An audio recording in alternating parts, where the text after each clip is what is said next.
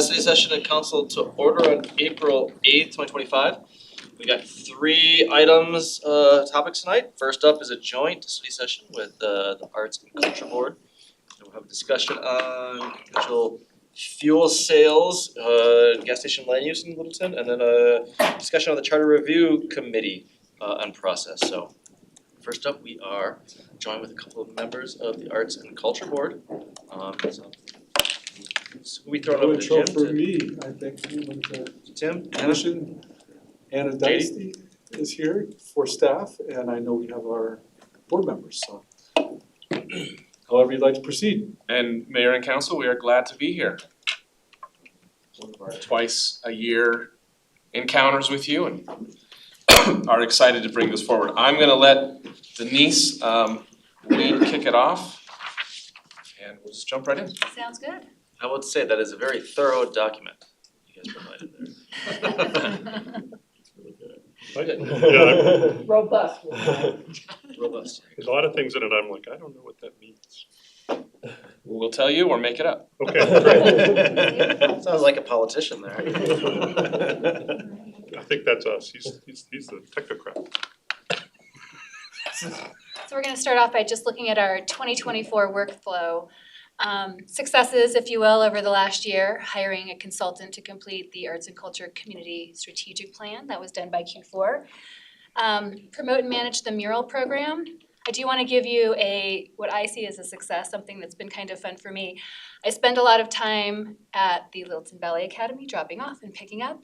And I've seen several people meander over across the street from Littleton Brewing Company to take selfies with the mural right there on the side of the building. So I think that that's quite a success for us. And it's also fun to see them trying to pose with the ballerinas on the building. Is this before or after they had a beer? Both. I'm sure they've tried to take the beer with them, but they've been stopped, but I can't comment on that. Making the lodger's tax grant recommendations. We're going into our third cycle this year, which is exciting. Holding the Culture and Arts Partners Quarterly Meeting. That's the CAP group. So if you hear us refer to CAP throughout the evening, that's what we're talking about. And then hosting the State of the Arts annual event. We just had our 2025 last week. Many of you were there. Thank you for coming. It was a really exciting evening. We got to present our second Arts and Culture Award to Cindy Hathaway from Western Welcome Week. She's been the executive director for 24 years and done a fantastic job. So that was a nice evening. And some of you got to join in Samba Colorado's little dance lesson. So thank you for being there. There are videos. There are? There I mean, there are. later in the slideshow. We saved them until the end. I like that. So what we're really here to talk about tonight is the strategic plan. We engaged with Keen Independent Research, a firm that has done this for a number of other cities, both in Colorado and around the country, came both highly referred and well credentialed. We set out a rather robust timeline and did so with a rather low budget for them, and I think based on those two things, they delivered well above my expectations, to be certain. The process that we went through to reach this document with Keen's guidance was as wide and spread throughout the arts community as we could possibly make it, with opportunities for broad public engagement as well. Over 350 residents and community members. We had a discovery meeting, which was a lot of fun. They made it a very interactive event. There were stations scattered throughout the room. You could put dots on a map or stickies on a wall or draw what you think Littleton should look like. They had stations where you could say, keep this, change that, as well as asking the public that participated for examples of other cities that do things well or don't execute well on certain arts and culture related things. The interview then and focus groups, I don't remember how many, but I think we had around a dozen. a dozen is what yeah. So those were by invitation, and the way that those invitations were generated were either through request, if a particular group or board or a group or a board in this case asked to be interviewed in a focus group, they were included. The Arts and Culture Board, as well as the Arts and Culture supporting staff, was able to make recommendations on who should be specifically highlighted and interviewed. And then Keen, as they did their research, said this is a group that we think we want to talk to. So Arapahoe Community College, Friends of the Library and Museum, just to name a couple, were examples of those different breakout focus groups. There was a study website, email, and hotline that was open for a good 6 or 8 weeks throughout this process. So if you forgot something at one point, you could jump in. And then I want to call your attention specifically to reviewed existing city plans.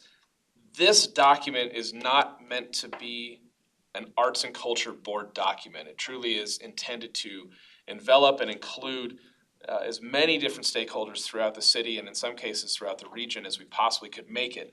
So those documents that they reviewed included South Suburban Master Plan, the LDDA documentation, Project Downtown, ACC, who was in the middle of their master planning process at that point, and so on and so forth. So it was really intended to encapsulate and understand every nuance that was happening and still is in most cases happening throughout the city. All right, so next we're gonna look at the strategic plan for 2025 to 2029. It's on the bottom of the slide, but I do want to point out, these are not listed in priority terms or start times, and all of these are umbrellas that have lots of different moving parts and pieces underneath it, but these are the recommended themes. Activate existing resources. We are a city that is so fortunate with the resources that we currently have, and we should be building upon that even more. Cultivating arts and culture for all of Littleton. We have not reached every single corner of Littleton, and that's something that I think we strive to do, and we've also heard from the community that they're interested in that as well. Fostering a broader arts and culture ecosystem, developing and refining governance, policies, and procedures. And then most exciting possibly is the plan for Littleton's future, the things that we see and that we hear from people that they want to see here in Littleton. We've already built a great foundation, and all of these things are pieces that go together to just make it even better. So then expanding, as most strategic plans do, you have your broad umbrellas, and then underneath each of those are different actions and then tactics to realizing those things. And I'm not gonna spend a lot of time on this slide other than to say each theme generally has 4 to 6 unique action items that then have underneath there considerations or recommendations or examples of things that we heard from the community that merit additional exploration and consideration. Some of those are very well supported based on what we heard. Some of them are arrived at through some conclusion or piecing together. So we, as an Arts and Culture Board, are very interested to start to dig into those and understand how and where they can fit together and what is the low-hanging fruit, what is not. But then each of those tactics and actions has sort of a 2028 goal that we can work towards in the next 3 years, as well as a longer stretch goal extending to 2030 or in some cases certainly beyond that. So that's generally how this plan is structured when you read it. So next we're going to look at recommendations that are underway and ongoing, and this is really a roadmap. It's a living document for us to look at. Identifying and promoting existing spaces and places for arts and culture. We know what many of those spaces are, but we can also think creatively about how we can use those in a different way or identify new spaces. Facilitating collaboration with key arts and culture partners. And here's where I want to reference back that CAP group that we talked a little bit about. Last year was a very successful collaboration with the Hunchback of Notre Dame.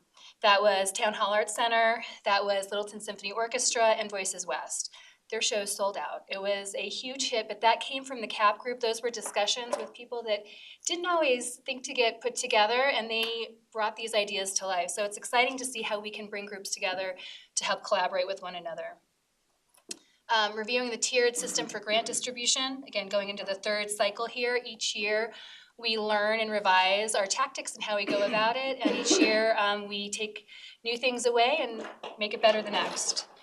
Highlighting local creatives and exploring additional revenue. I know we've planted the seed percent for public art in the past, a seat tax. Percent for public art is nothing new. I'm sure you've all heard it before, talked about it. Loveland was the first in Colorado to do this back in 1985. Englewood has had a percent for public art since 1998. So this is something that I think would be beneficial, and it's something to really look at.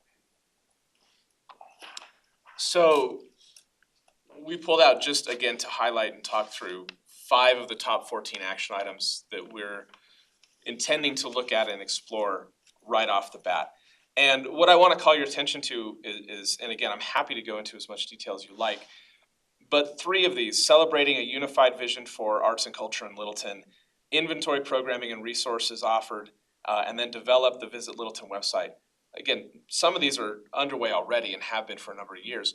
But all 3 of those specifically tie back to what we all learned in the community survey last year, which is that the number one reason that citizens and residents of Littleton don't engage or participate in more of the arts and culture offerings that we already have is a lack of knowledge and a lack of information of those. So we really want to make sure that we are a city with a culture and a citizenry who at least is familiar with and knows about all of the amazing opportunities that exist. And then once they know about them, we can start to explore and remove other obstacles. But knowledge is, power, for lack of a better term.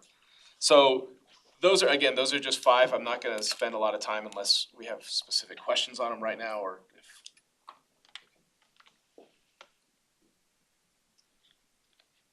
So here's top 4 of 7 for the 2026-27 action items.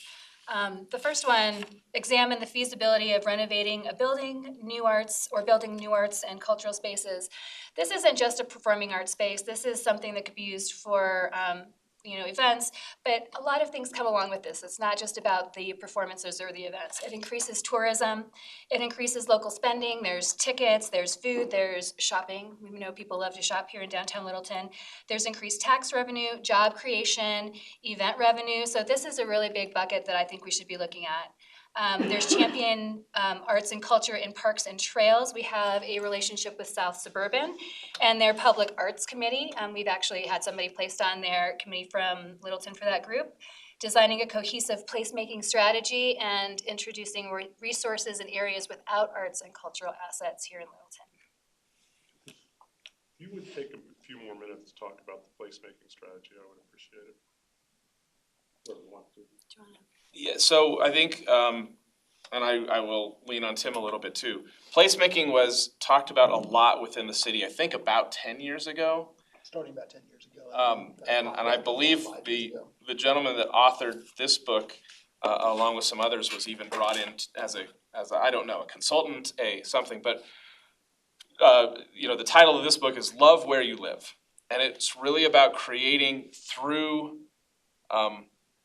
senses of place, which often comes with the built environment, but also with the marketing, with the branding, with the creating of space very specifically to feel unique and feel special. And I want to make sure, because I'm not an expert in placemaking, it's one of the things that I think the Arts and Culture Board will really dive into in the coming year or so, is to understanding what that would look like and what's been done before here in Littleton and how what we have would possibly fit into a different plan. But it's making sure that Littleton is unique, that what we have to offer and who we are is well represented throughout the built environment and the way that we talk about our city, the way that we promote our city, the way that we live in our city. Great, thank you for taking the time.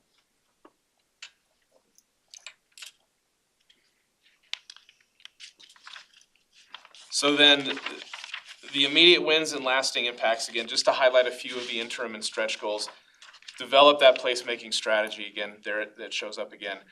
Really working and leading into the South Suburban relationship we have. One of the things that we heard a lot from the participants of the stakeholders was more arts on trails and in parks. That was something that repeated itself throughout the duration of the stakeholder engagements phase. Obviously, we can't do that alone. That is a partnership with South Suburban that we are very interested in leading into. Denise referenced their public art committee. That is something that I think we can stand up a little bit more in that particular group, advocate perhaps a little bit harder for Littleton and for what happens here. And then really lean into those spaces. Hudson Gardens, as an example, is great. It has lots of public art, lots of sculpture, but there are a lot of other areas, sort of art deserts in our cities, and particularly as it relates to parks and trails that we can explore moving forward. Use the Art and Culture Community Strategic Plan as a resource for planning. This is one of those things that's not so much up to the Arts and Culture Board. This is up to you as City Council and others in city leadership to make sure that as discussions are happening as it relates to Project Downtown or other areas where we are not in the room or we are not represented, that this plan is represented through the stakeholders that are invited to those conversations. But really make sure that we can saturate the conversation and the culture of moving things down a path with arts and culture in mind. Certainly going back to that percent for public art, should you be willing to hear about that again in the coming weeks or months or years, that is one of those things where with public projects, it would then be required to be part of the conversation, and we are anxious to have that happen. And then the interim goal is the Arts and Culture Board and staff commission a feasibility study to repurpose, renovate, and or build new spaces.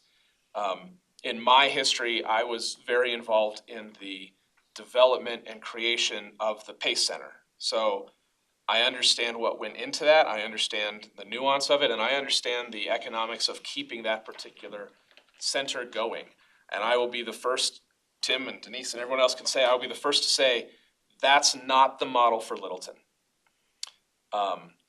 But from what we've heard, and certainly what I would advocate for, is there is value to having a community symphony and a community choir and a community orchestra and a community band and places where the residents and the people that live here can go and perform together, go and sing together, and having a venue that is within the city for them to perform.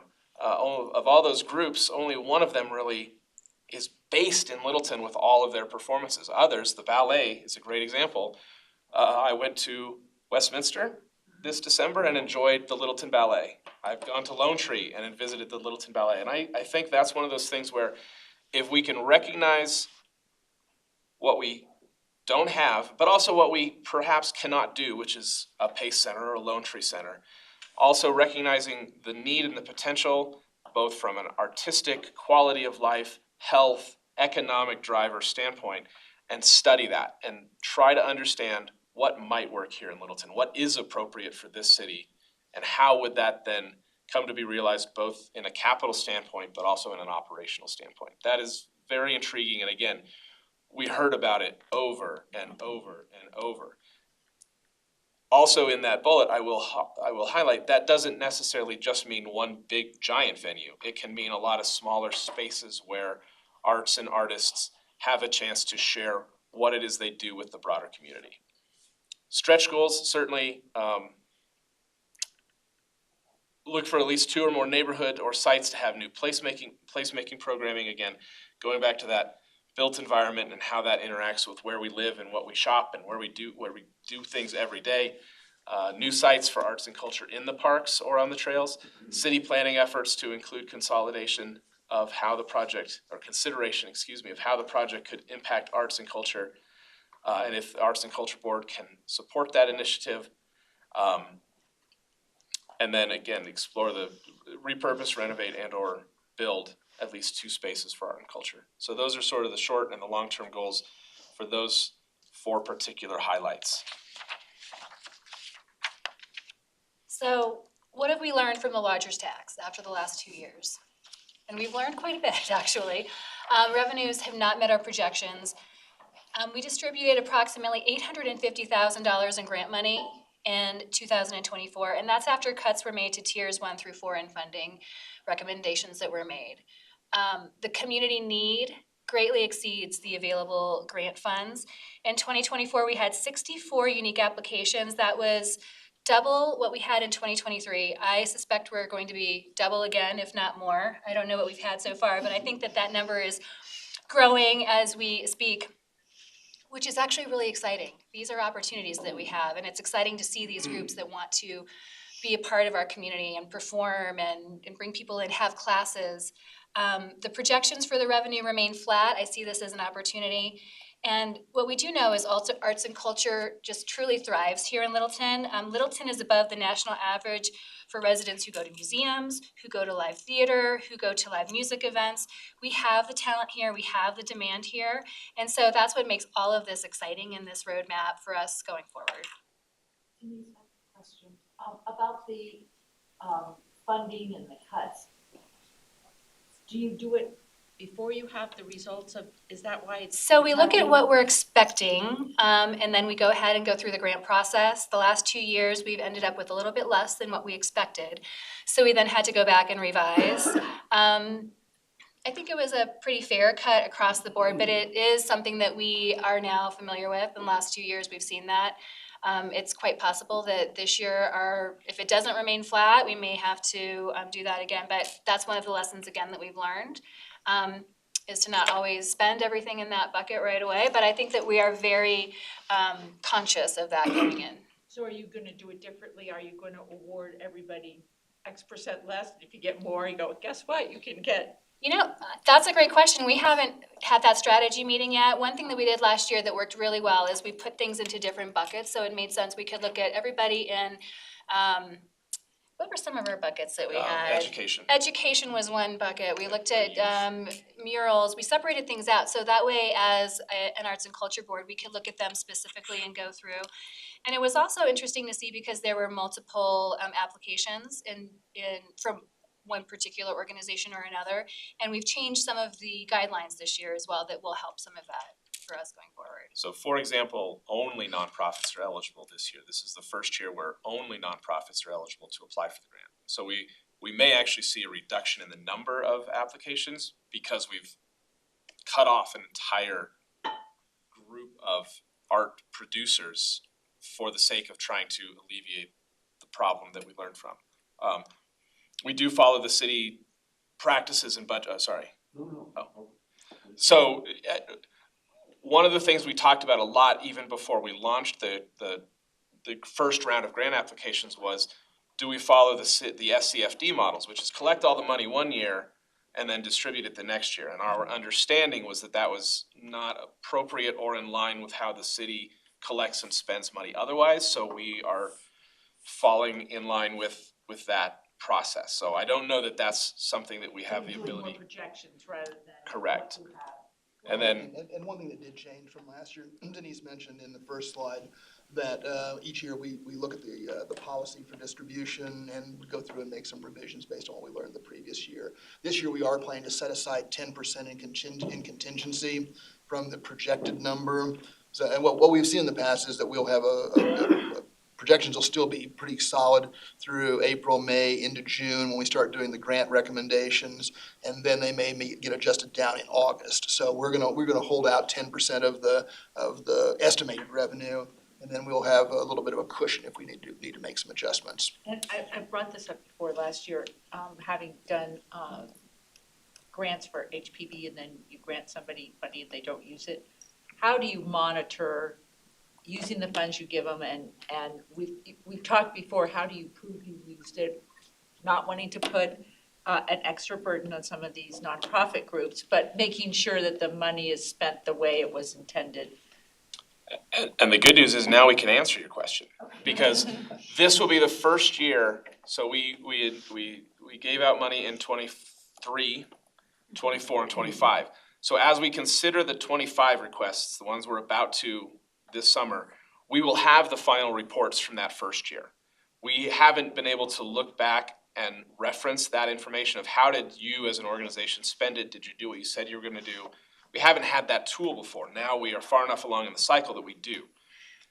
What we didn't do is adopt any type of policy this year to allow us or prevent us from doing something based on that information. So I think this will be a learning year in the sense of, do we need to implement a policy, which will then come back to you, council, to adopt, to allow us to follow? To take action that would say, no, you didn't follow the rules this time, so you are penalized this coming year. I mean, I don't wanna penalize people, I mean, there's always extenuating circumstances, but I don't think it's fair to take money away, since you have more requests than you need, to take money away from somebody else that doesn't use it or can't use it or whatever. So I would advocate for some sort of policy. We had to do that for in HPB. And I think Anna's probably the most equipped to talk about use versus ask and how that's going. I'm not aware of a whole lot of problem. Sure, I mean, luckily we haven't really faced that issue so far. We have some basic compliance measures in place in the form of both a mid-year and end-of-year report that all applicants, or recipients, I should say, are required to submit. So we have all that information, and so far everyone's been in compliance. I will say that oftentimes you submit an application, you don't hear for another year, or close to a year on whether or not you got the funds. So frequently, the initial request will change. Usually it is always within the broad guidelines of what the original request is, but there is some room for like modifications, and we encourage that too, because things change in the space of a year and a half, which is from the front to the end, the whole length of a grant cycle. But we really encourage like documenting that both in the mid-year and end-of-year report. And like JD said, now we'll have a whole year under our belts, and we actually will have mid-year reports coming in from last year now. So we're tracking all that information, and it'll be really helpful to have that as a resource as we start this summer in our third cycle. Thank you. Just a comment, just to affirm that we kind of track with the board staff throughout the year, kind of what sales tax projections are. So when the grant making process happens in the summer, we have our estimate then, and then, last year we lowered the estimates in the summer, and then, we saw the year end, come in, lower yet. So that actual true up happens toward the end of the year, and then we make those awards, actually paying them out the first part, and then council approves in the fall with the payouts to the awardees in January. So that's kind of how that works. And again, the recipients of the grants don't know about any of that. The only ones that suffer from that, having to reduce is the Arts and Culture Board, and we are glad to suffer for our art, if you will. Because we approve it and make recommendations in July, make adjustments in August, September. It then comes to you in the form of your annual budget to approve in November and be awarded. So they're not notified until after you approve it. You almost got more money. Yeah. That's So what if we you, said. we're planning on giving 100, it comes in 10%, they don't know that in August they get 90 or whatever. Yeah, I mean, they're welcome to be in the room when we talk about it, but it's not official, and we make it very clear, it's not official until city council adopts the budget in November. Is there, I suppose the question for city manager, is there anything apart from just the city policy of using the money in the same fiscal year as the next year? Is there a Tabor issue? Because I can see projecting for grants, it's hard to do that if you have to make cuts or if there's extra money, and then, a lot of grant cycles, you have to wait the 8-9 months, whatever, for your application. If we say, hey, if we had used the money in the year arrears there, it's like, we got it, you could do it a lot faster. You have all the money in the bank. Is that something we could discuss? I think you could. Reed's looking pensive too. But I think the reason we are where we are is because we wanted to be able to use money and start to make the awards sooner. We'd have to wait a year to kind of save up that money and then pay it once those numbers are known. I think the process we have and that kind of truing up hasn't been as JD said, since the award amounts aren't known. I think we're accomplishing both goals of spending the money as we bring it in and spending only what we bring in. I'm not worried about the recipients of the funds, just you have extra meetings to have to cut down and have to go through this whole, it's a lot less efficient if you say, hey, we have $100,000 we can give away, but that's what we know, we give out $100,000, it could be a lot quicker. Then, we actually only have 87, let's go through the whole process, kind of figure it out again, so that was all. Fortunately, we like each other, so we don't mind getting together. Is it just the municipality of Littleton, or is it the zip code or the mailing address of Littleton? Excellent question. Are we supporting Ken Carroll and We are not this Rolltree? year. Okay. No, and that is a new requirement starting this year that has not been in place before now. Okay. So that will also affect the number of asks, I'm sure. I It would think it would reduce it quite a bit. in addition to the requirement that it has to be nonprofit. Although the old requirement was that if they weren't in Littleton, they had to be provided. Serving Littleton. Within. Right. Right.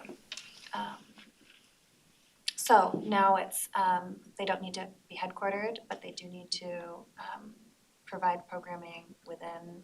Was YMCA asking you for funds, because I think we give them funds? I always thought it was interesting. Yeah, that was part of the process. I wasn't sure if it was your group or a different application they go under, but you know, I look at something like YMCA and I think, love the organization. Might have been the I put them first on the year. volunteer of needing the money, like so We many other haven't groups. received any That applications. was through our nonprofit, Right. the other one, Yeah. yeah. It was for the one that's in Littleton here. And I think we, not actually we, but staff and Colleen and others have done a good job at making sure that each entity only requests money from one body, whether that be city council or arts and culture or some other city grant-making body. So we're pretty good about. We've been narrowing that too. They've been able to request from a couple pots, but now we've narrowed to they have to choose one. We've tried to keep them only receiving from one bucket, It's but good, yep. now I think it'll be even clearer as all pots of money. So I think our very last slide, or really the second one, speaking of money. Here's how I'll prime this, and that is endorsing the arts and culture plan as it's presented is not endorsing funding all of these things. So I'll just be very clear. That said, a lot of the stuff in here will require funding above and beyond what the lodging tax itself is able to provide. And so once we hopefully receive sort of an endorsement or a nod affirming that we can start to move on all of these things, the Arts and Culture Board over the next several years will begin to really study and understand what some of these different programs and projects and recommendations look like. And many of them are unfunded priorities, such as, just as an example, the performance venue study, placemaking strategy, additional public art acquisition. We've tried to include public art acquisition in the lodger's tax, and it's always the area that gets cut when we have to make those choices.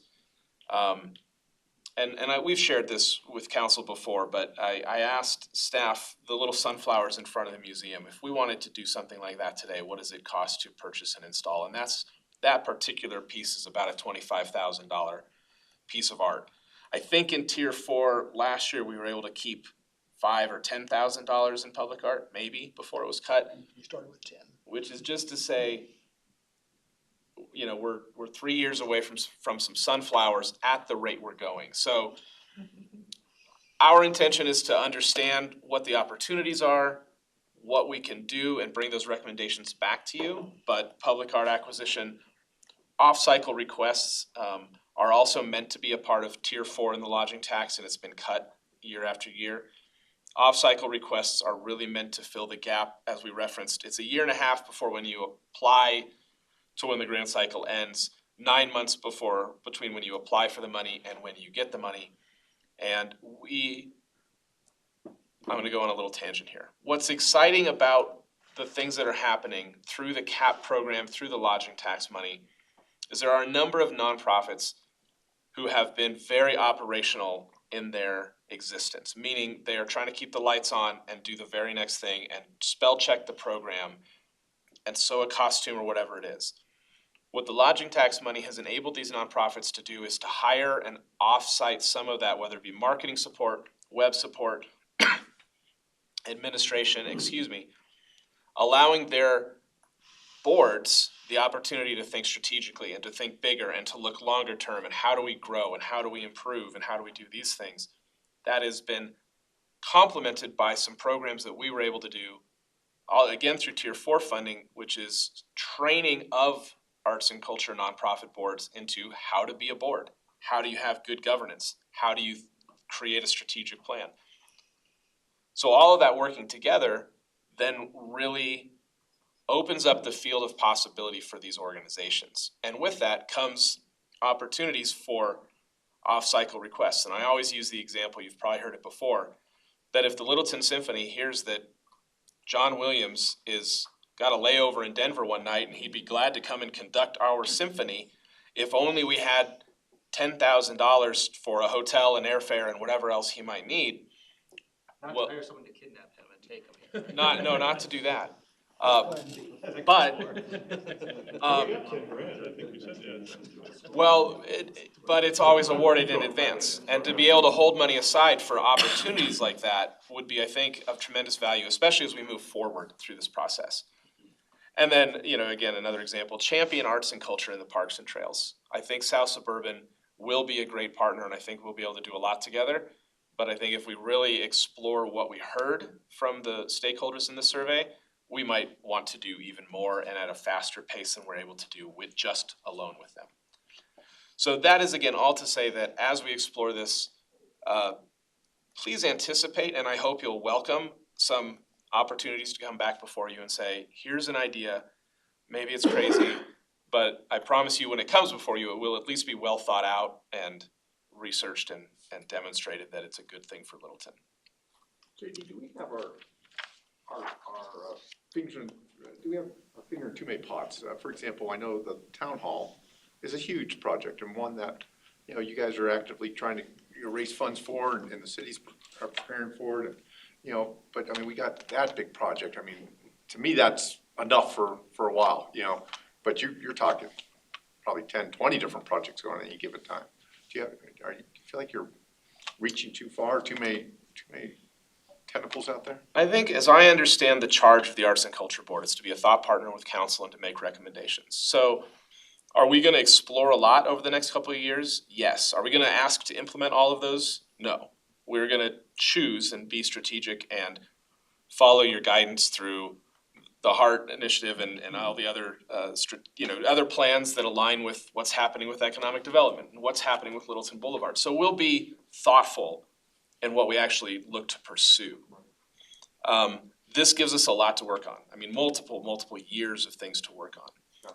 The other element I would add to that is that over the last 5 years, since this body was created in 2019 and sat in 2020, the changes that have happened in Littleton, not just because of this body, but along with our development, from the lodging tax, putting it on the ballot, to having it passed, to having it then, in my opinion, be wildly successful, to the initiatives between Project Downtown, the LDDA and their vision for what downtown will be.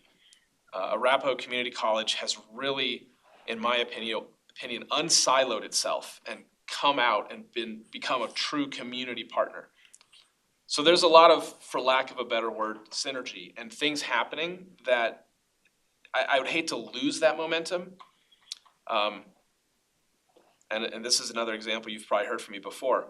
But if you want to have a great antiques district, you can't have one antique shop. You need to have several. You need to have 5 or 6 or 7. And the same thing is true with arts. If you have one great theater, that's amazing. If you have 2 great theaters, then you're attracting more audience, you're attracting more artists, you're attracting all of the people that come to the place where arts is happening. And with that, again, and we don't talk about it in this particular plan, but we're glad to come back with it, comes the economic payoff, comes the mental health, the quality of life, et cetera, that arts has just been again and again demonstrated to provide to cities. So there is a lot, but I would not say that at this point it's too much. I also think something that came from this study is that the people that live in Littleton align themselves with arts and culture within the city of Littleton. We have cultural jewels in the library, in the museum, Town Hall Art Center, but we see it through all of the different things that people are wanting to participate in. And when we had those meetings, it was really exciting for people to come and mark the trails and mark all of the different things. So they may seem like all these little individual things, but they are the arts and cultural heart of the whole city. And we know that people are connected to that in Littleton, and it's something that we are not just known for. I think people have a love for that, and people come and visit, and they want to be here for that. So it's part of what makes us special. It really is. For Mayor Pro Tem Barr, it's the tapestry that brings it all together. Yes. I have a question.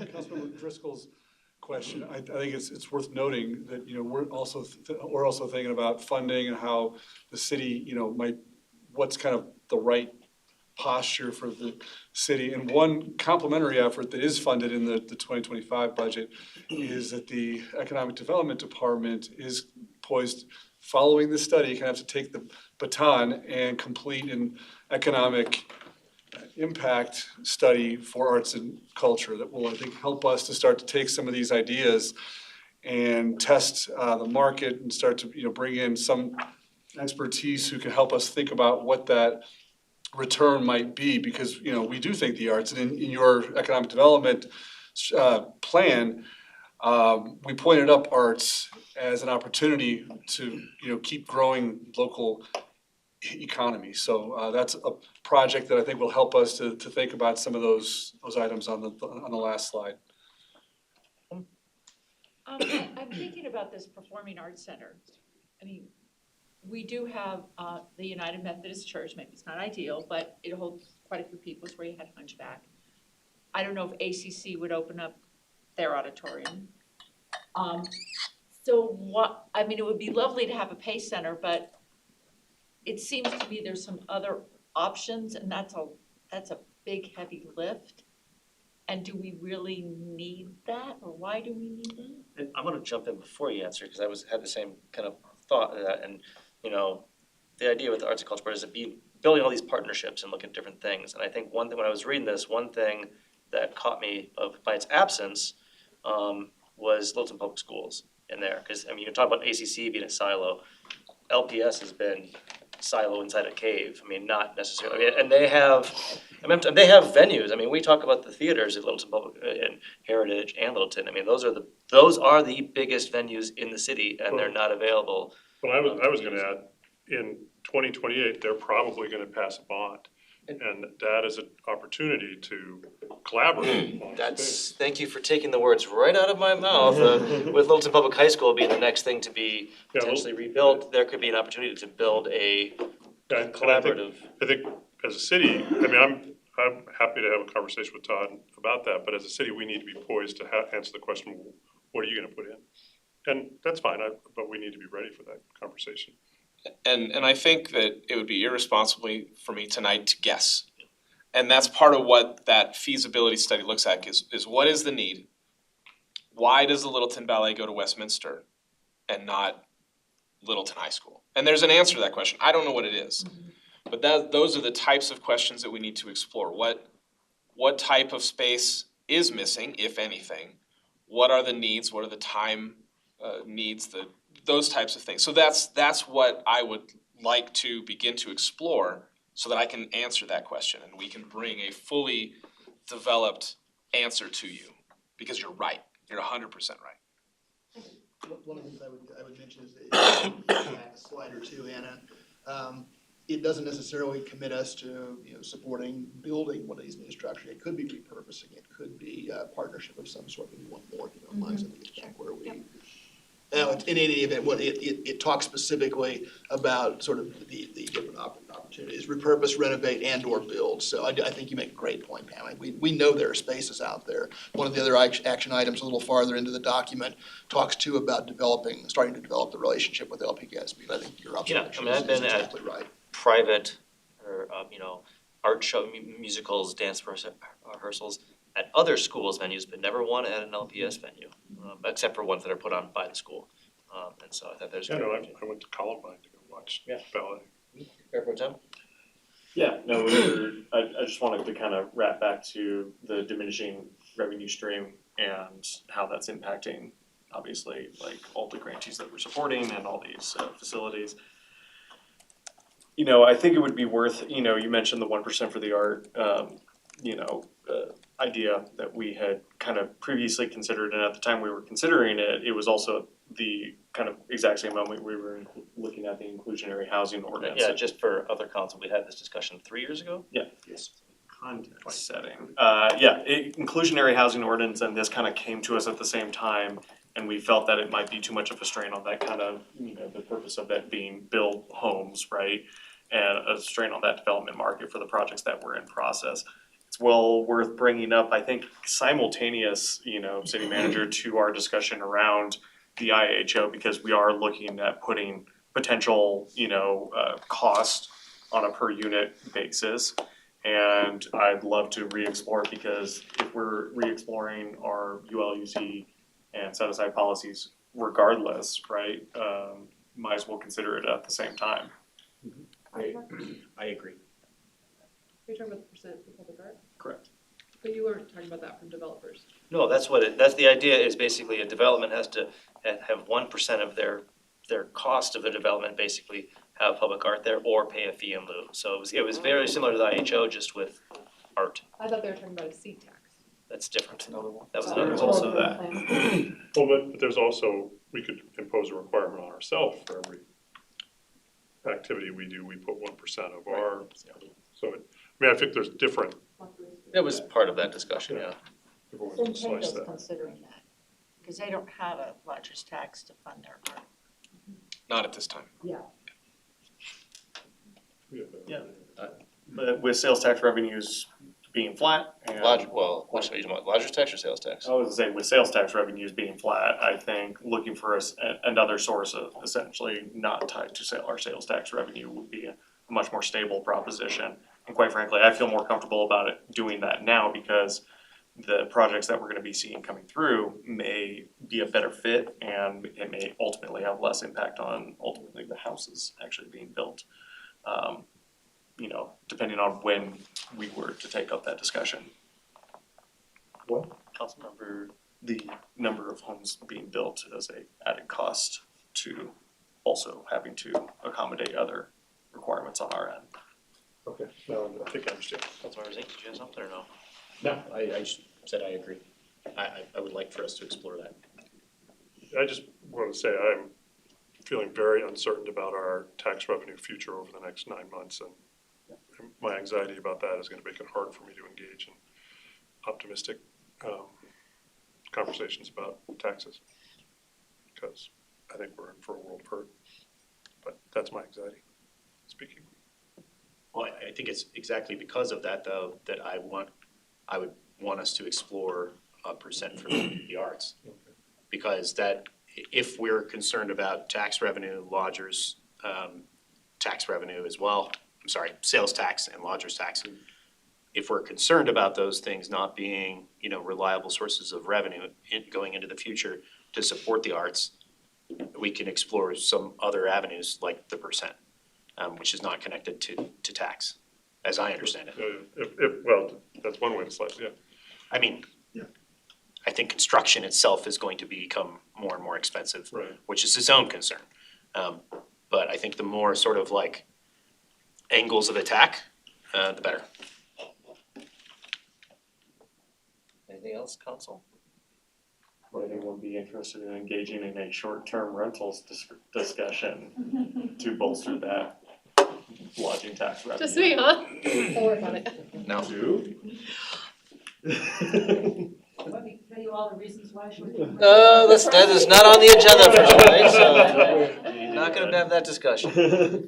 So I guess I'll look to the board and staff are we gonna formally adopt this in a resolution in the future, or just gonna look to say, hey, everything looks good, it's very, very thorough, there's a lot there?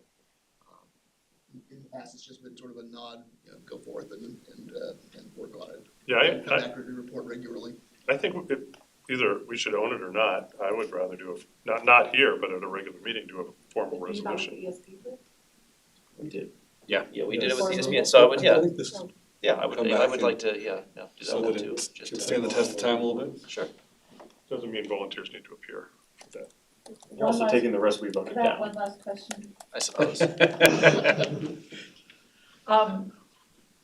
Is there, since it's so robust, I don't know what the word you used, there's so much in there, is there a concern, even though you have it allocated, this person does this and this group does that, is there a concern that it's just maybe too much, or you're stretched too thin? It's also aspirational over 5 years, so. Yeah, but there's just so much. I would say that at this moment, it's not a concern, only because we haven't really started to dig in. We also have Becky, who can do anything. So she'll take care of 75% of it. I'm leaning towards 90, but go on. But there will be some natural metering just based on capacity. There will be, Yeah. these will be part of our work planning and your goal setting, and as opportunities present themselves, we'll be able to advance. So you're not concerned, Well, basically? I think as a living document, the beauty of that is there's times where we may take a pause on something and say, maybe we need to pause on this, there's something else that we can focus our attention on. I don't think we take it all away, I think it lives together in this document. And somebody said aspirational, I think it might have been you, but it really is. It's something that I think people can get behind, people love the arts, and right now, I just speaking from my own personal experience, I want something that I can do. I can do this, I can focus on the arts, I can bring arts to the community, and I think that a lot of people are trying to find something that they can do. This is something that we can all do, and it's also, we've heard what people love, part of what they love about being in Littleton. So I'm not concerned, but that's why it's a living document. It can move and grow with us too. And as a strategic plan, to say, oh yeah, we didn't get to this, we're gonna put it into the next plan, or oh, we did this, or oh, we had a pivot because, you know, Godzilla came out of the ocean and attacked California, and now we had to deal with that. Can we book him? Sorry. And Robert, I lied, I have one more question. I know you lied, but. Oh, yeah, I'm up for So that. remember when we combined the Fine Arts Board and made the bigger, how is that going? Cause I always thought of the Fine Arts Board as very hands-on and putting up paintings and all that stuff, and now that's kind of a volunteer board. Is that all still going seamlessly? They hadn't actually done the hands-on work for about 10 years. Oh, I thought they did. When we were, yeah, well, in the olden days, they did. Back in like the 80s. Well, and actually. More even- recent than that. That was a personal jab at Yeah, Robert. that was all about me. More recent. No, even since I've been here, when it was a much larger committee, they did have a lot of the hands-on activity, but when the council reduced their size down to 7, which was the normal size of a board or commission at the time, then a lot of the work, the hands-on work transferred over to the museum professional team. Okay, so that's really, but taking it out. And I'm gonna go out and give you the citizen answer, cause I don't work for you and I'm not elected. He's feeling brave tonight. Gonna be honest. There hasn't been any money. We haven't funded any acquisition, so there's not a lot for them to do. They participated in the calendar photo selection, they Mural participate in the selection. mural selection, so that body is active. But as far as what it did in the past, go back to that unfunded slide. Okay, so they're not kind of not needed to the extent they were back in the day. Much like the museum board and the library board, we plug those, they're now subcommittees of the Arts and Culture Board. We plug them in when needed, so the museum uses them for accreditation. The library will use them for a materials challenge or policy Or other policy change. matters, or things that are mentioned in state statute. But it's very much an as-needed type of arrangement now, and works really well. Apologize for the snark, I just. It was Well, perfect. like it. But essentially, we've gone from buying art to funding organizations, With the implementation of the lodger's tax. which is okay. That's not a critical, that wasn't meant to be critical. And speaking That of we've the changed. funding art, looking at the tiers, and you know, said there, you know, we have 5 years to build up to buy some sunflowers. Have you thought about, you know, as you talk about looking at how to reevaluate how the tiers are funded, is to kind of do a every other year, you're like, okay, tier 2 gets 10% this year, 25%, 10%, and then just switch it with, so we get public art every other year, and nonprofits get, you know, just. I think we haven't talked about it, but we're now with 3 years sort of experience under our belt, I think we're in more of a position to start to look at that. Again, we'd bring that policy back to council to see what your thoughts are. And then speaking of the tiers and the funding, I guess with the tier 1 funding, I know we have the town hall and the library and the museum and Hudson Gardens. I think we've seen kind of the things going on with those, the R3, what's going on with Hudson Gardens and the funding that we've been giving them? In the first cycle, they used that money to work on their current strategic plan, which they presented to the Arts and Culture Board in January this year. So the draft form was Status presented report. to the South Suburban Board, I think, in early March. Mm-hmm. And then we got to hear it in a draft form also, but it'll be back to that body. I don't recall what they requested funding for. Oh, I believe it was the July 4th concert. So the 4th of July concert at Hudson Gardens last year was funded in large part by the most recent awarded money to Hudson Gardens, and we haven't seen their request for this year yet. So that's what they're doing with the money. We also haven't seen it on the courthouse. Right, that's. That's what I was kinda getting at. That's not on you. Thinking out loud, I brought it up with, I think, a lot of council individually regarding the screening over our bridges, over Alamo, Littleton Boulevard and Prince.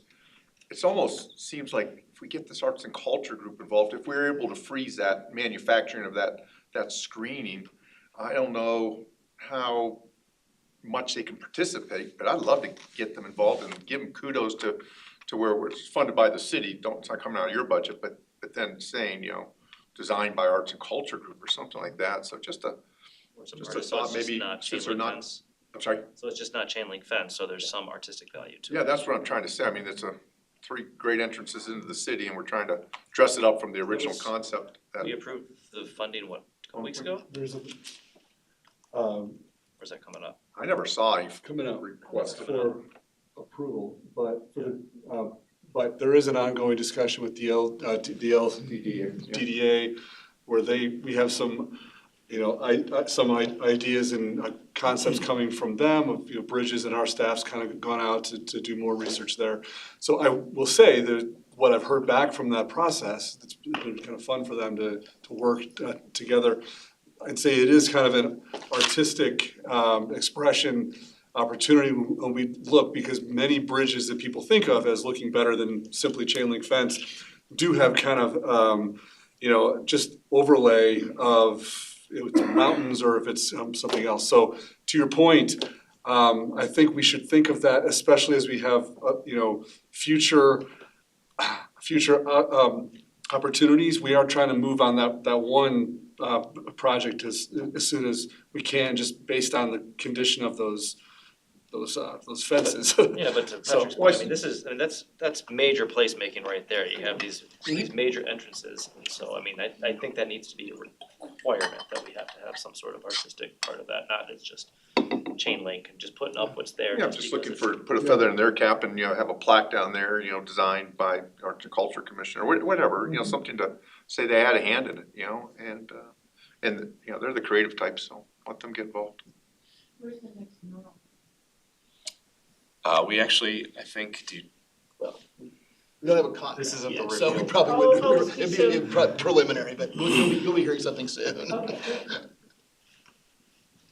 It's good, the next mural is gonna be outlined as well the council members, right? It's just gonna be our staff. You're welcome to submit a design. Do we have a budget to clean out the graffiti?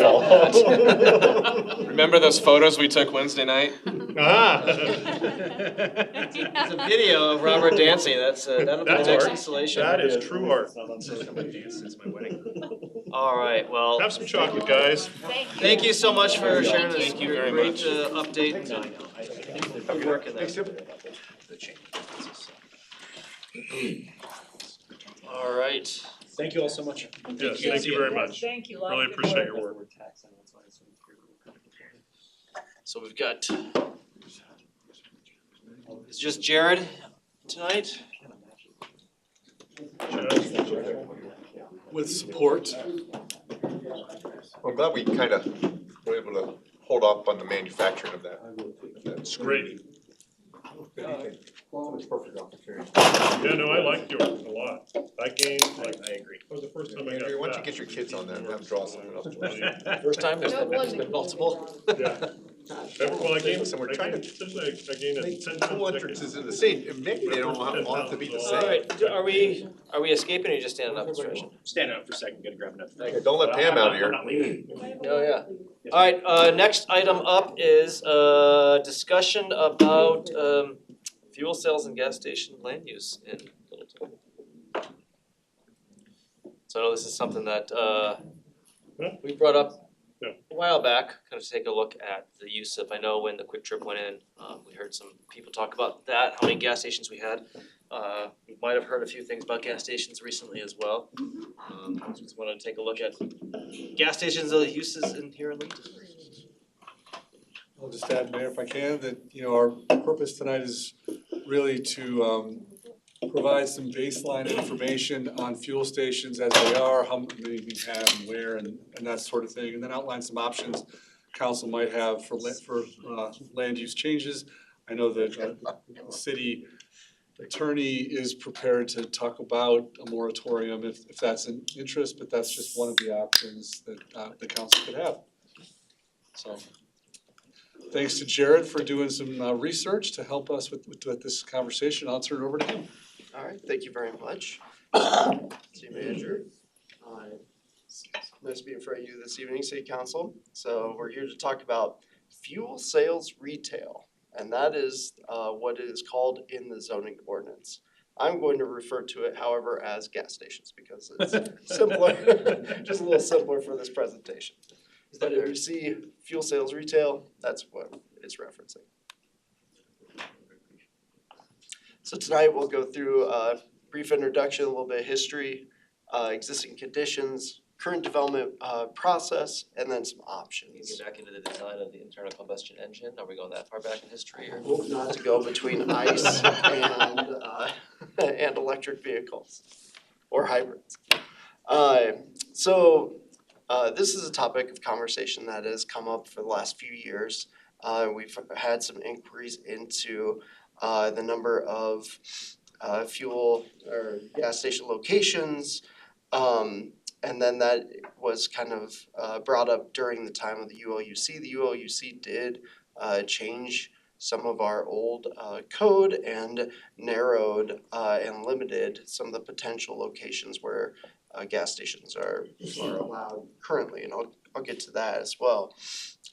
There's been interest in evaluating the number much more recently, and a part of that is due to some action by some of our neighbors. So Denver and Lakewood have both taken moratoriums on some of their gas station developments.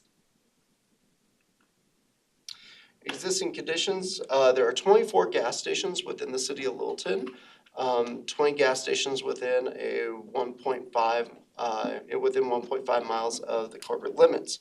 So this map, let's see if I click on it here. It confused me. Is that 20 additional gas stations? Yeah, there's 46, so there's 24. Oh, this is not projecting.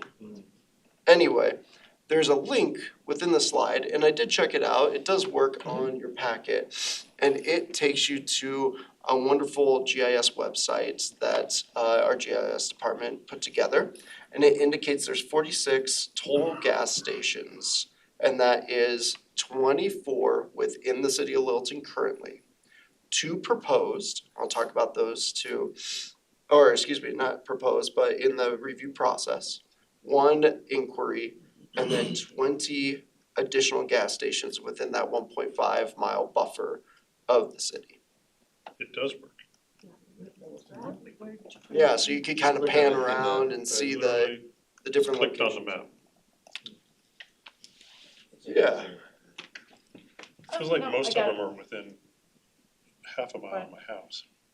A lot of them across the street from each other. Make sure you see a map of storage tank spills. Yeah, looking at that map, most Well, of there the it goes. locations in the neighborhood. so there are 2 locations that, one has been approved and it has not pulled a building permit yet, which is Costco, and the other, the Quick Trip on Santa Fe, is proposed and it's been working through the development application process, is nearing the final stages of that review process. And then, as I mentioned, staff did have 1 inquiry to potential gas station development as well. Go back to what you said, I'm not sure I heard you. What's in the final stage of the review process? Quick Trip. Yep, the Quick Trip on Santa Fe. Not the Costco has an approved site plan, so they have, yeah, it's in, Should I tell you about one you missed in my district, or is that bad? I'm more than Is happy. that bad for the discussion? Somebody's fuel station in I there. mean, I did my best to look through Google Maps and find every single one, so if I There's 2 missed right next to one, each other, Bomar Gas and Costco. It's the Beaumart. Is it? Beaumart. No, the one right next to Bomar Gas, Yeah, Sinclair. yeah, there's 2 up there.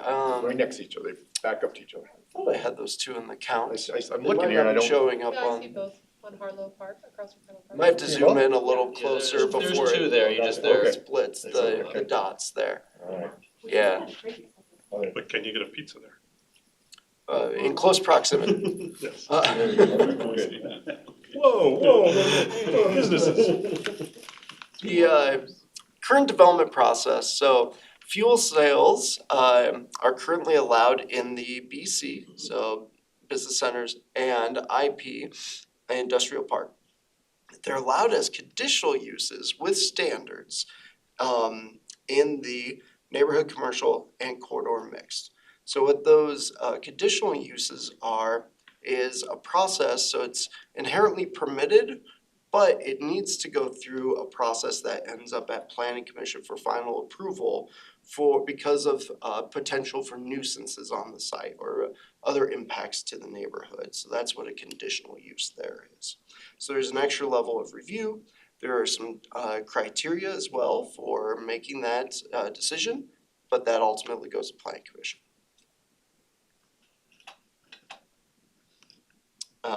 Current development process continued. So we did take a look at those areas of the city that currently have either allow gas stations or allow them via conditional use. So the green area allows fuel stations. So as you can see, that's the IP and the BC, predominantly located either southern portion of the city or the very northern portion of the city. In close proximity to other, similar industrial park business centers. The purple areas are the areas that it would be allowed through that conditional use process and plan commission.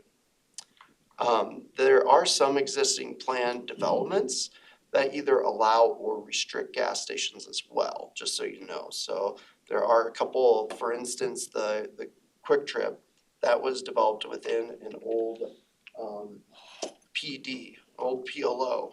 And so that PLO explicitly stated that you can have a gas station within it. So I did want you to know that we didn't do an analysis of every PLO, but there are a few of them out there that have those allowances.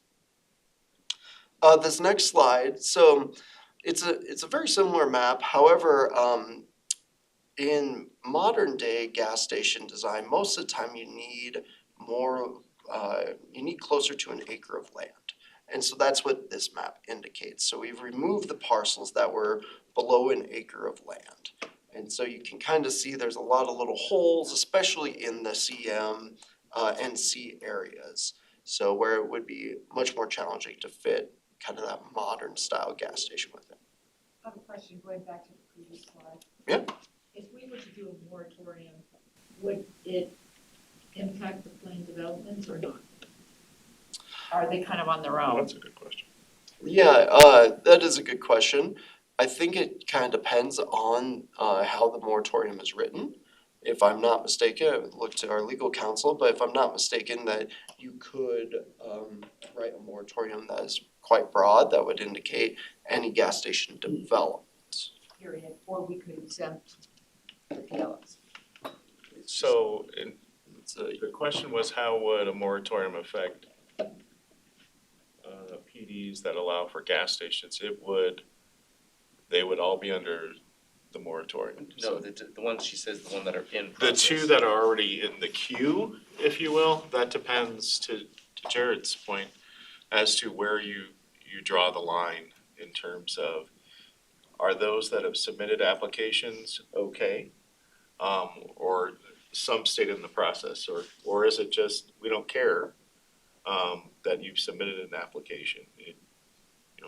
That's where Denver has been sued. They recently passed an ordinance prohibiting gas stations in certain locations, and this impacted 4 gas stations that were in the queue, some very far along.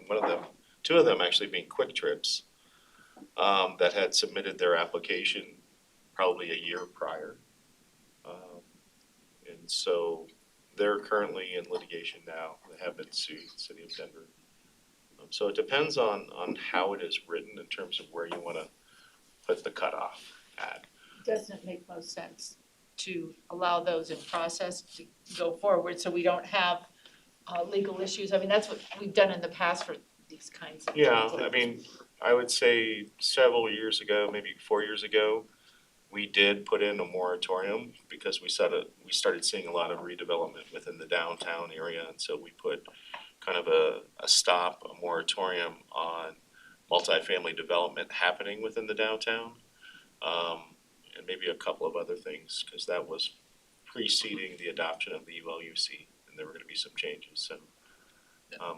It makes sense from a business perspective, I guess, to allow for those that have already been submitted to carry forward. It's That are elected to go a different direction. pretty common practice to allow those in the pipeline to, continue on and place, the moratorium on anything new that would be proposed. It's not, always the case, but it is pretty common. What about Quick Trip on Santa Fe? Santa Fe, where they propose our. That's, yeah, that's Toll Brothers. The new development. Evergreen, Toll Brothers. Evergreen, yep, It's the part where Toll Brothers sold to Evergreen, isn't it? It's the same- precisely, yeah. So, if you head south on Santa Fe, you'll see there's a new entrance into the site. It'd be just to the north of that entrance. Good egg rolls, I'm just saying. 7-Eleven gas station right across the street, right? Down the street, I think, and close, but yeah. Options for city council action, maintain the current city regulations, prohibit, fuel sales, gas stations. Develop more restrictive standards, so we could work together on a text amendment that would either further narrow the zone districts, that the use is allowed as permitted or as conditional. Introduce buffers that would not allow additional fuel sales within a certain distance of another fuel sale or other uses. And then the third option also, or part of option 3, would be in order to provide time to study the issue and draft proposed ULUC updates, a moratorium could be in place. It could be in place. Typically, we see that as a time capped item. So normally 6 months is a pretty common timeframe for that, but they vary quite a bit as well, and that'd be at the discretion of city council as well. Can you say more about that one? What would that require of staff? Sorry, next slide, right? Transition. Yeah, there you go. Well played. It's like you read the packet for helping along, right? Glad you asked. Good for Jared, that's why. Yeah, there we go, thank you. Moratorium prohibits development applications regarding a specific topic for a set period of time with the intent that the municipality drafts regulations addressing the topic. So basically it would, depending on how it's written exactly, it would halt the ability for, I'm just going to say this for sake of argument right now, for a new user to come in and make that application during that time frame, in which basically the ordinance is kind of suspended until action is taken. Either moratorium expires, a new code is drafted and adopted by city council. Those are kind of the options. Sorry, I guess what I was asking is what kind of time would it require for staff to study and create these recommendations? Yeah, we have had some of those internal conversations, and we do feel that 6 months is a potential timeframe that we could work within. We could at least get back to you with some substantive options by then. Yeah, And there if more may time is be, needed, you could always extend a moratorium, right? precisely. Isn't there a restriction on is it 3 months, the max you could put? I thought we did a moratorium, like you said, downtown, I thought we were capped at a certain amount of time. You're not capped, so there's nothing that defines how long it can be. It's just the courts tend to frown when it's 23 years. when it's 23 years, yeah. So generally, if it's something, you're kind of wanting to make it the least amount of time that you really need, in. Sure. But, if it's 6 months, that's not uncommon. I'll just comment, since it has been a topic of council conversation, we appreciate council's kind of consideration of work plan, and while we've had some, potential land use topics come along this year that have not, been something we can accommodate in the work plan, given all the rest of the work happening, this is one where I think with 6 months, I've heard from our staff, we can come back, that's a doable work plan item. Is that your take, Jared? Precisely, we did weigh this with current workload, and we do feel that that this item is something that we can research, et cetera, within that time frame. I'd be in favor of that, and I do like the idea of a certain distance from one gas station to another. I think that makes a lot of sense, not having them too close. So I'd be up for, even though I didn't even want this back or brought back, but since it's back, let's go ahead and do probably what we need to do. Put a moratorium on it. Yeah. Give Reed something to do, he's bored. Yes, exactly. I've already drafted it. It's already done, so. See? He's so far ahead of things, he knew how I was gonna vote. One thing we Or would suggest. probably want to see when it comes back is not just a proposal essentially for the updated land use code, but also like the economic and revenue potential, analysis on it as well. Draft language comes back or the moratorium? Moratorium Or- is, Or when That's soon. when we are seeing draft language come back for any sort of proposed changes, I'd like to see it accompanied by some sort of an economic analysis. This was not an issue that was on my radar when I ran for council, and so I need a better answer to why. Because it's definitely shooting us in the foot. I mean, if you have a bunch of retail that wants to come in town and give us money, why would we exclude that retail?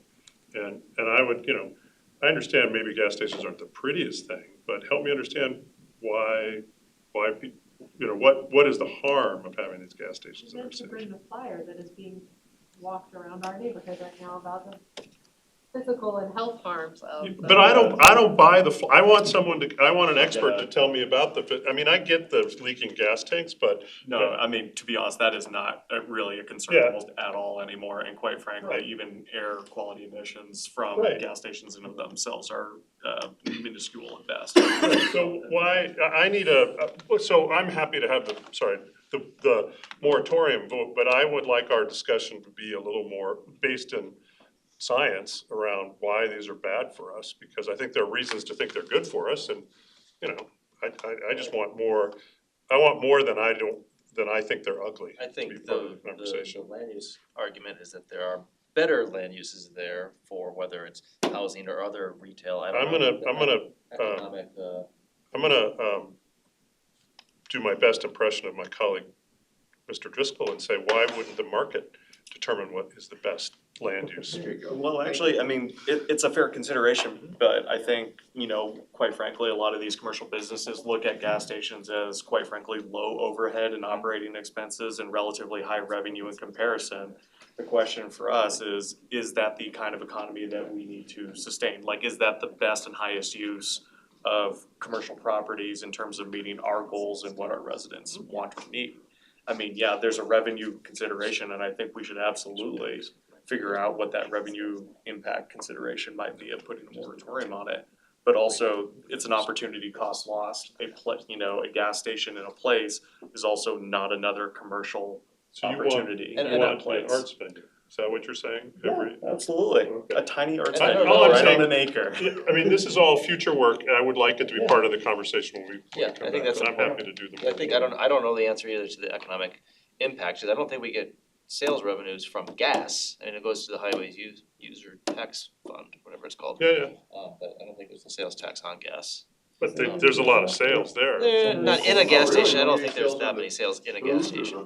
Beer or food or anything. Great, I would like to learn more about that, so What's okay. the appropriate ratio of citizens or population to gas stations? It seems like we have way too many, we have more than we need, when 24 they're gas right across from each other. Pretty I mean, simple. how many do we really need? Is there better uses, to Kyle's point? Banks. And I think when you look at the map, you compare University to Broadway, not terribly different corridors. I mean, there was one at each intersection, and Broadway had 4 times, there were 3 on each, in between, so I think there's a So saturation. could that be part of, I mean, how many do we really need? I mean, we can do some research to see if there is a national average of, gas stations per capita. Not certain exactly what kind of information there is out there in that regard. We can do some research though and look. In regards to the economic item, I can speak with our colleagues in economic development. I imagine that there are some statistics out there currently, but they may need to do a little bit more digging. And if that is the case and we need more time, we'll come back and ask for it. In my limited experience with fuel stations and economic development, I think it also, just seeing where they are on those corridors, there are more factors than population in terms of where the market wants to locate. I think we could still have our own number for that, but I think the corridor Traffic. that's really the issue. That's, can they capture those motorists? It's not just like mere traffic flow though, too. It's gonna be like which side of the road is getting the most traffic? Is this going on a particular corner? Apparently Broadway, both sides of the road get it. Yeah, but I mean, this is a little, part of my concern with this is that, like, we're, like, investigating this, we're trying to step into the shoes of, like, the business owners here who take a lot of risk, like, really take the time to analyze, like, where are the best places for this business. They have, I'm sure, Quick Trip is a big company. I'm sure they just have a whole, silo of, I don't know what you would call them, scientists, gas station scientists. Attorneys? Yeah. Yeah. Who make all these determinations about like, well, this is on a downhill slope and people don't see it as well from such a far distance away, and there's so many gas stations in the immediate area, so we won't build it there, but we'll build it across the road at this other spot, there's a bit more traffic. Like, I don't know that I'm 100% comfortable with like us making those determinations for the market. Well, I don't think we're making for the market, I think we're making for our community of what other uses could be used. And I think looking long term, one of the questions I would have is kind of redevelopment of a gas station, because as gas is a less used form of fuel for automobiles, some of these sites are gonna be redeveloped. Where's the economic impact on that? How much, I mean, when you have the buried gas tanks there, is there a lot more? As soon as, for the most part, when a gas station's abandoned, they're required to pull the tanks. So most of the time, there are not gas stations that still have tanks there they're just not operational. But that being said, I mean, we could look at some other case studies on Littleton Boulevard of the adaptive reuses of gas stations, right? Some of them are coffee shops, some of them are, other auto-related uses, so. Here's your answer, Pam. For my Chat GPT tells me, for 50,000 people, one gas station for every 2,500 people. So we're actually exceeding that number right now. But we're also appealing to all of Greenwood Village who don't want gas stations in their neighborhoods, so we're trying to say, hey, why don't you come here and we'll have the ugly gas stations? Like, I think we need to get more information, so I would be a fan of the last one. I was also gonna say I thought they were harder to redevelop once you had oil or gas or anything on a site like that more remediation had to be done, so I would be curious about that. Well, I think the pumps got, or the tanks need to be It removed. also feels hard to have the discussion without more information about what we're doing to increase chargers and other forms of travel in the city. So I don't know how wide this Nobody drives research Teslas can be. anymore, so. But they do drive Rivians. I have a quick question. Out of these 24 gas stations inside the city limits, how many, like, do we have years that those were put in place? Like, is there some sort of giant upward trend? I mean, maybe we can speak about that anecdotally, like, I'm seeing a bunch more pop up. But is there a specific trend that we could take a look at? Because like, if we haven't seen a giant explosion, well, maybe that's the wrong word for a gas station. If you haven't seen, a big fire. Right, you see what I'm getting at. I do, that's something we can look And as you do your study, maybe address the number of actually stations, the pumping stations, that Shell that was on there was, so it was 20, no, it was 10, I think 10 pumping stations on that Shell right down the street. I think I'm hearing So everyone that's is 20 pumping, or good with a moratorium and to study, come back with some more information and whether it's proposal to not allow them or just have buffers / I think I would like to make it all conditional wherever it is and also have buffers as well. well, can you put a buffer on South Broadway where when you cross South Broadway now, you're over in Inglewood, is that a, Well, no, it would can I make an amendment to your moratorium to say for projects that are not currently Right. in Yeah. the plan? Right. Okay. Not in the plan. Just want it for the. Yes.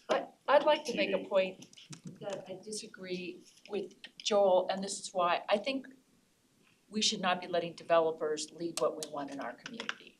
I think that we should, I'm not about getting, suppressing economic development, but I think we should, I think we missed the boat on some of these ULUC zones in terms of missing middle. We've gotten a bunch of multifamily because that's what the developers want. We didn't lead the charge about what we want in our community, and I don't think that we should let the business owners always decide that we need more that we have so much of, so. I don't agree with your comparison, but I also disagree with Joel.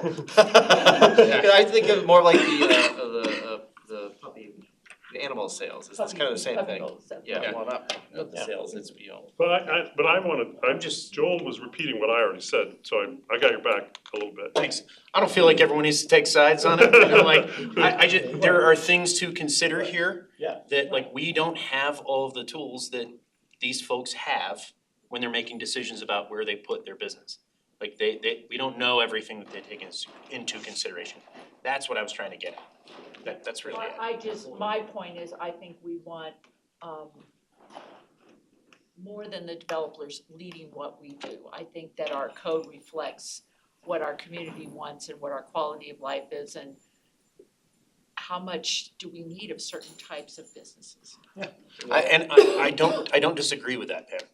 We all vehemently agree with each other for slightly different reasons. We have various perspectives. I will say this, so when we adopted the ULUC, one of the reasons that we adopted it in such a way to allow for a broad variety of uses was to allow that market to come in and tell us what they were bringing us, rather than us having kind of a list and saying, was that allowed, X, Y, and Z.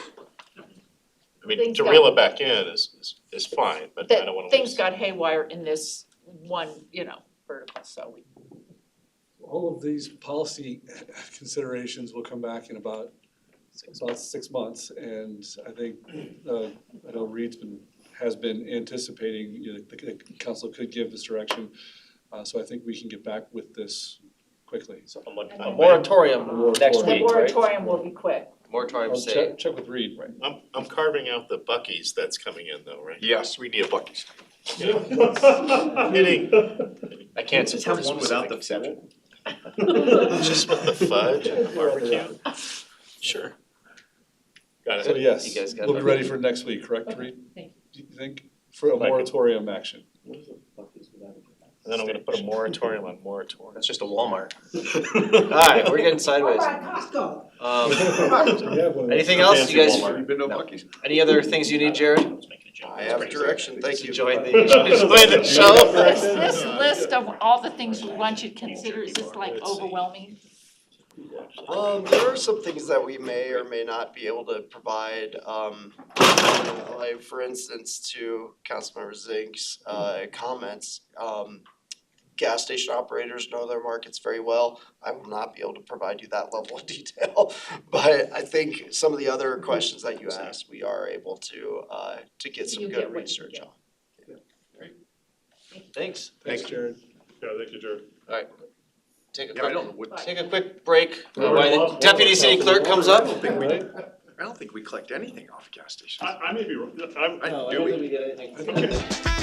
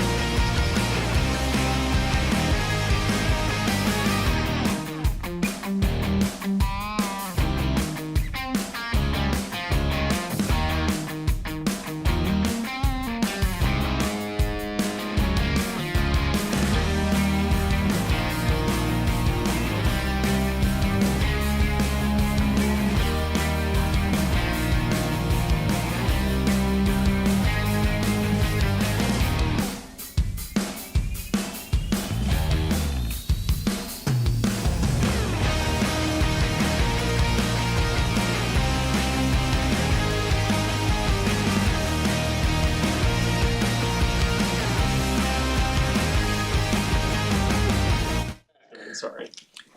So last up tonight is charter review committee process and any potential ballot measures. You know, anyone who read the charter very thoroughly knows that in there, was it 2015 was put in that we have to have a periodic charter review committee.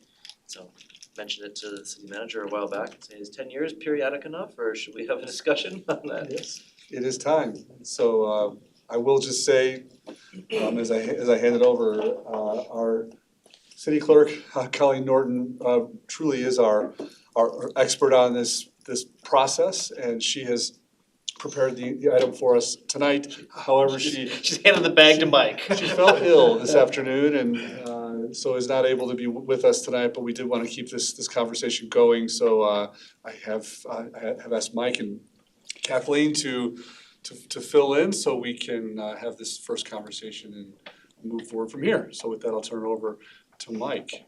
Awesome. So yeah, as the mayor mentioned, we actually have part of our charter that requires a periodic review.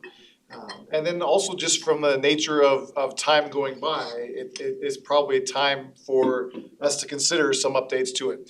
Last time we did this, there were several of the items that council recommended for the city voters to consider that did not pass. And so perhaps those are ones that are more ripe at this point in time for consideration than they were Fire department? 10 years ago. Yeah. So all in all, we're gonna talk a little bit about what that process might look like if the council were to decide to incorporate a charter review committee at this point in time. So the way it reads is that the council would appoint 14 registered electors of the city. So the way it happened last time was at least, exactly. Last time, the way that was handled was each council member nominated 2 people to serve on the committee, and those 2 people, totaled 14, were appointed by the council. They met for 8 months and then delivered recommendations to the council. The council took their recommendations and half of them added them to the ballot. Now, the council can add charter changes to the ballot without having a charter review committee.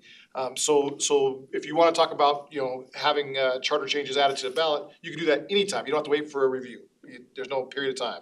However, because our charter does call out for us to do a periodic review, as Mayor mentioned, and then encourage us to bring this forward to see if now was a good time for our council to consider a periodic review. So the original charter was adopted in 1959 when we became a home rule city. It has some aspirational things listed in there, and then it has very specific items listed throughout the charter.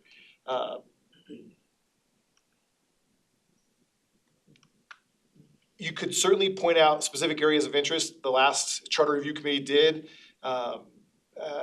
However, you could also just leave it up to the committee to come back and give recommendations to the council. During that 8-month, one meeting a month, there's plenty of opportunity for the full charter to be reviewed, for them to look at every element and to decide what changes they might want to recommend to the council. And council could actually say to the charter review, we want you to consider specific changes to recommend to us as well. But as it is, basically the city clerk's office, city attorney's office, city manager's office would facilitate that process until they came back with their recommendations for council. If we wanted to get started for a process that would put us on the 26 ballots, Colleen was kind enough to point out, or to put together a schedule that could facilitate that in what she considered kind of an optimal timeline. Basically, if the council tonight were to decide, yep, this is now the right time, we want you to move forward with this, we would ask, Colleen would prepare a resolution with Reed's help, calling for a creation of a charter review committee, and then following that, a resolution confirming appointment. So then the council would have a chance to say, yep, we want to do two nominations again, or we want to do 3 nominations, or whatever you decided was the most appropriate. And then we come back with a resolution appointing those members to the charter committee. Following the confirmation, the meetings would start. And basically, if you did an 8-month process, that would put us into about December when they would finish their process. January, coming back with recommendations to the council for your consideration for moving forward with a ballot proposition in 26. So depending on the changes that you're gonna recommend to the charter, it could benefit greatly from a significant community education process. So there's some charter changes that, you know, maybe would be a slam dunk, but I've seen ones like that not be a slam dunk in neighboring communities. So you really, in an ideal situation, there'd be plenty of time for the staff and council for that matter, to go out and educate the community about what these changes are and why it's being placed on the ballot and why they should consider supporting that change. I would say Inglewood tried to change some of the pronoun-specific language within their charter, and that did not pass, so you never, or volunteer fire departments, you never know what is going to resonate with your voters. The things that sound confusing. Some sound confusing, I mean, a lot of it, there is strategy involved in what you bring. If you bring a huge list of ballot questions, I think studies would show that a lot of your registered electors are not going to vote for it because they're not going to read all that, and they'll just vote no. And so I would say recently, the last few years, this city has had pretty specific and pretty important ballot questions going to its voters, and the thought has been not to put a lot of stuff to mess with those issues, you know. And so that's been probably some thought process and kind of the delay in establishing or reestablishing the Charter Review Committee, is we've just had really specific needs that council has had us go ask our voters for. Yeah, my personal intent is that we'll have a GO bond on the ballot in 2026. And so, and I know we haven't agreed to that, so but that would be crowding of the ballot a bit as it is. So. It doesn't necessarily have to go on the 26th ballot. That's right. If it's too crazy. But just, I do think we don't do ourselves a favor by crowding the ballot with our own stuff. Right. And so I think we should be parsimonious if we can be. There probably could be a lot of things that a review committee could see that ideally they would love to change, but then it's at that point for council to kind of weigh in on you know, what has the greatest bang for our buck, what's the most important, the most valuable. I mean, looking at this, and if Colleen were here, I know she could tell you that some of our election stuff is a little off within our charter as it compares to state law, at least as it relates to referendums and initiatives, and some of the language could definitely use some refining in that respect. Does Colleen oversee this committee then? Is that something? That's not specified in here, but yes, that makes a lot of sense. Yeah, She is the point person on charter review, you know, in general, but ultimately, we could, you know, any of us and all of us will partner together. Right. I think Mike's volunteering. I mean, to Robert's point, this, you know, if we get something at the beginning of 26, we could say, okay, let's just say there's 10 recommendations to change. We can say, okay, this one or two makes sense this year, the other ones can wait till a year or two later. It's not to say it has to be that year, so.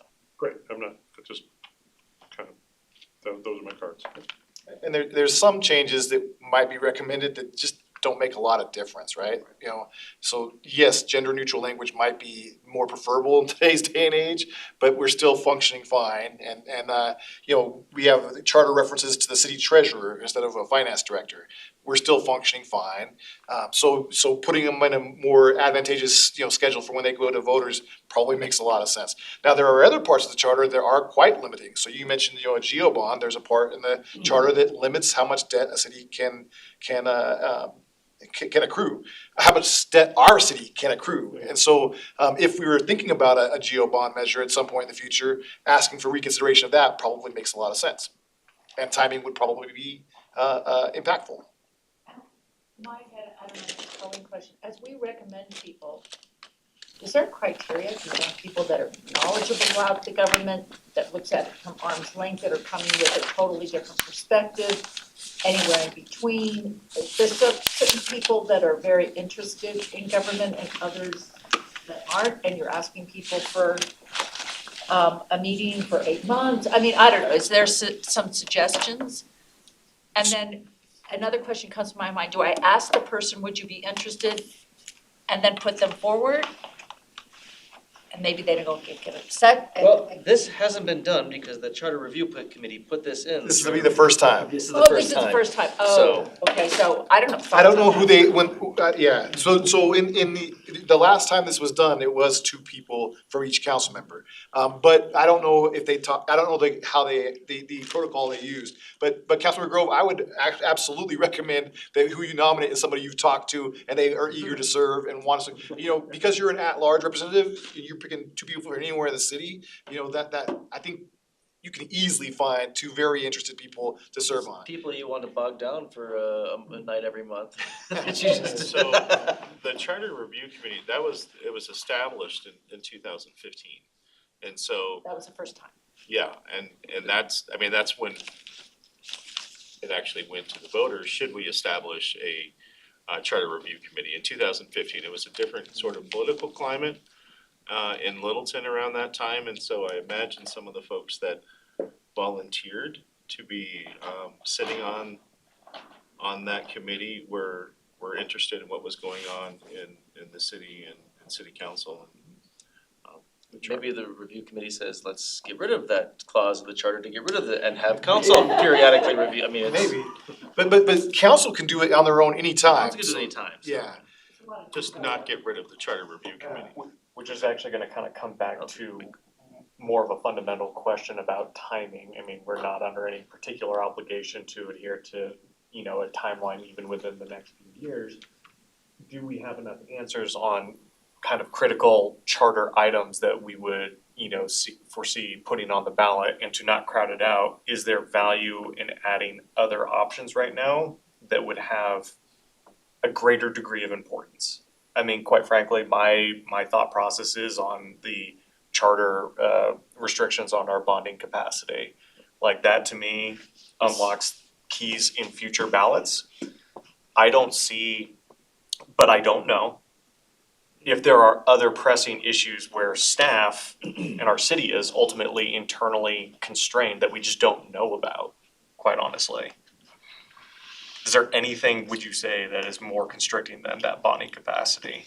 So what we've got, I mean, this all came about because there were some of the bonding charter restriction, the election commission, there were a few things like, hey, we have these, there's a few ideas from staff and a few council members, hey, we should put this on, with the idea of having a charter review committee, maybe have them take a look at that. I think your point is a secondary conversation. Does everyone kind of agree about doing a charter review committee moving forward this way? We can kind of work out exactly how to select people. I mean, we could go approval vote, you didn't say vote for as many as up to 14 people you want, and the people that have the 14 most that have the most votes get to be on it. I know, but actually, this does go back to my point, is the fact that, like, if we feel that we have a sufficient amount of measures on the ballot for 25 and 26, if with things that we already know, is it more advantageous to begin a charter review committee in 26 for 27 ballot issues? Well, we get the charter review committee can review in 25 and have it on 27 as well. It doesn't have to wait necessarily. I think you're getting at, the conversation on the record next, is there something that council, without waiting for a charter review committee, wants to talk about for November of 2025? That's what you're getting at. Yes, but also I just think that I don't necessarily personally just don't necessarily feel the need to have a charter review committee propose ballot, changes to our charter for 26, given how crowded it will be. They don't have to propose it for 26, they just have to propose changes. Then we can figure out when we wanna put it on. I think I don't every feel 10 sense years of urgency. is warranted. I mean, things have changed a lot, and we have to do this. As long as it doesn't compromise bandwidth too much. That's what I'm kind of concerned with. I think this is something that Colleen is eager to take on. And so if and when council decides it's appropriate, we'll support her. Yeah. Colleen, can you shout? Why is my phone vibrating? I'm gonna be very cautious about crowding the ballot. Yeah, But if we I am want- too. If we wanna move forward, that's fine, I- but I'm gonna I have a think lot of anxiety about that. I don't know that all of it should go on the ballot, but I think we should look at what's outdated and what doesn't fit anymore after 10 years. That's a long time. I'm hearing that this isn't a giant lift for staff It'll be work. It is a lift. It'll be work. But we can do it if the council's. Well, especially, like, I guess, I'm not feeling a sense of urgency about it. There's no particular timeline that we need to operate within. And it's recommendations. And then we can stow those recommendations away till 2000 whenever, right? So like, why not? I think the more lift will be, I think it's important to have that kind of 2-year time frame because really the work will be that year Education. leading up to the election. Yeah. I think it's good having recommendations a year or 2 or 3 ahead of time, so if we do it now, then we can build up, we don't necessarily need to. Okay. As long as Colleen feels like she has the bandwidth. And we would support her, so it'd just be a team effort. And she's, frankly, I think, we had the question about importance, and I think that, the debt cap provision is certainly of high importance at some point down the line. But really reconciling our charter with elections code is important for us. I think that's one that, when these come back to you, it might not be 26, but we've certainly heard, and I'm confident that if Colleen were here, she would be talking about the discrepancies that we have there, and that there is advantage certainly to taking those on. So she's motivated and interested to have this process. So she did put together this slide in case you wanted to look at the dates for 25 or 26. So while you can decide how many meetings charter review committee meets, and the number 14 plus whatnot, we can't decide when we actually have to turn in ballot measures to the counties. So assuming that you wanted to have a ballot measure in the 25 ballot, the last meeting for council to refer a ballot measure would be July 15th. So any meeting before and up to July 15th, the council could just start that process. Without us, regardless of having a charter. Regardless, yep. These are the dates that the state has set forth. The only thing I suggest that 8 months is fine, May to, recommend January, but I would hate to see there be a lot of people that couldn't come around the holidays, maybe it's not January they present, it's more like February's or whatever. Sure. And that's just the only thing, because if you get on a roll with the committee and then all of a sudden people don't show up because of the holidays, whatever. I don't think we need to have a hard and fast deadline No, of when we need to have something. and when you talk to the people you nominate, you'll get a feel for their availability and their desire to be at those meetings. But yeah, so July would be the critical kind of decision point this year if we decided to do it from a state's legislative. Obviously, the earlier the council makes a decision, the more chance we have to educate, inform, and give information to the council for that matter. If we were gonna go on the 26th ballot, that then moves back a little bit, to August 18th, and then September 1st, September 4th, so. And that's all prescribed in the statute. Exactly. This is because we have meetings canceled, there's no July 29th meeting, and we don't have an August 5th meeting, so that's why there's a gap there. Typically, it's end of August is when we've always said that's when you have to have stuff ready by for the ballot. And this year, you do have a break in your council meetings planned for June, with the last study session planned for June 10th as a point. Kathleen is here to help too, if council does have any questions about kind of 25 process and ballot readiness, so that's. So, I mean, I would just add for consideration, so there's no requirement that this gets put together, within the next month or for 2025. There's no requirement. I do have some thoughts as to if you convene them right now, and most of the stuff is not gonna make it on the 2025. Are you starting them too early? Are they gonna be still engaged for 2026? I don't know the answer to that. Well, the It's thing just is, I for think we council's want consideration. recommendations at the beginning of the year, because we've always said, February, March is when council needs to start talking about things potentially to put on the ballot, so we can have that, and so if they have recommendations by January, February, March of 26, that would lead themselves to that. plenty of time. Yeah. To Reed's point though, the members of that charter review committee do make the best ambassadors for educating the community. So having a timeline where we don't put it on the shelf, we engage them in getting it ready for ballot, it would be optimal, yeah. There may be a few things that rise to the top. Yeah. I mean, I think we've named two of those things tonight. Consolidating, or I guess homogenizing elections work and our GO bond stuff. And I would say it fills up the docket, right, to your point about not wanting to overcrowd. Like that, I think if you put much more in 25 and 26 on there, you're running a risk, as we've seen in the past. Yeah, I'm unlikely to support anything for 26 other than GO bonds. So to the questions here, does everyone feel comfortable putting together a charter review committee over the next 12 months I here? don't know who they're on. You got two people right behind you. I had a list Done. of 6 You're done, without Robert. even trying, 8, I I don't mean, know. what I would say, not necessarily doing just to how to pick, we can figure that out later too, but I think 14 is, since it's in the charter, we have to have at least 14, I don't think we wanna have a group. I think 14 residents and I think staff don't count towards that 14. Correct. Staff need to, Registered electors, so. 14, it can be more, it can't be council members. And probably shouldn't be candidates for.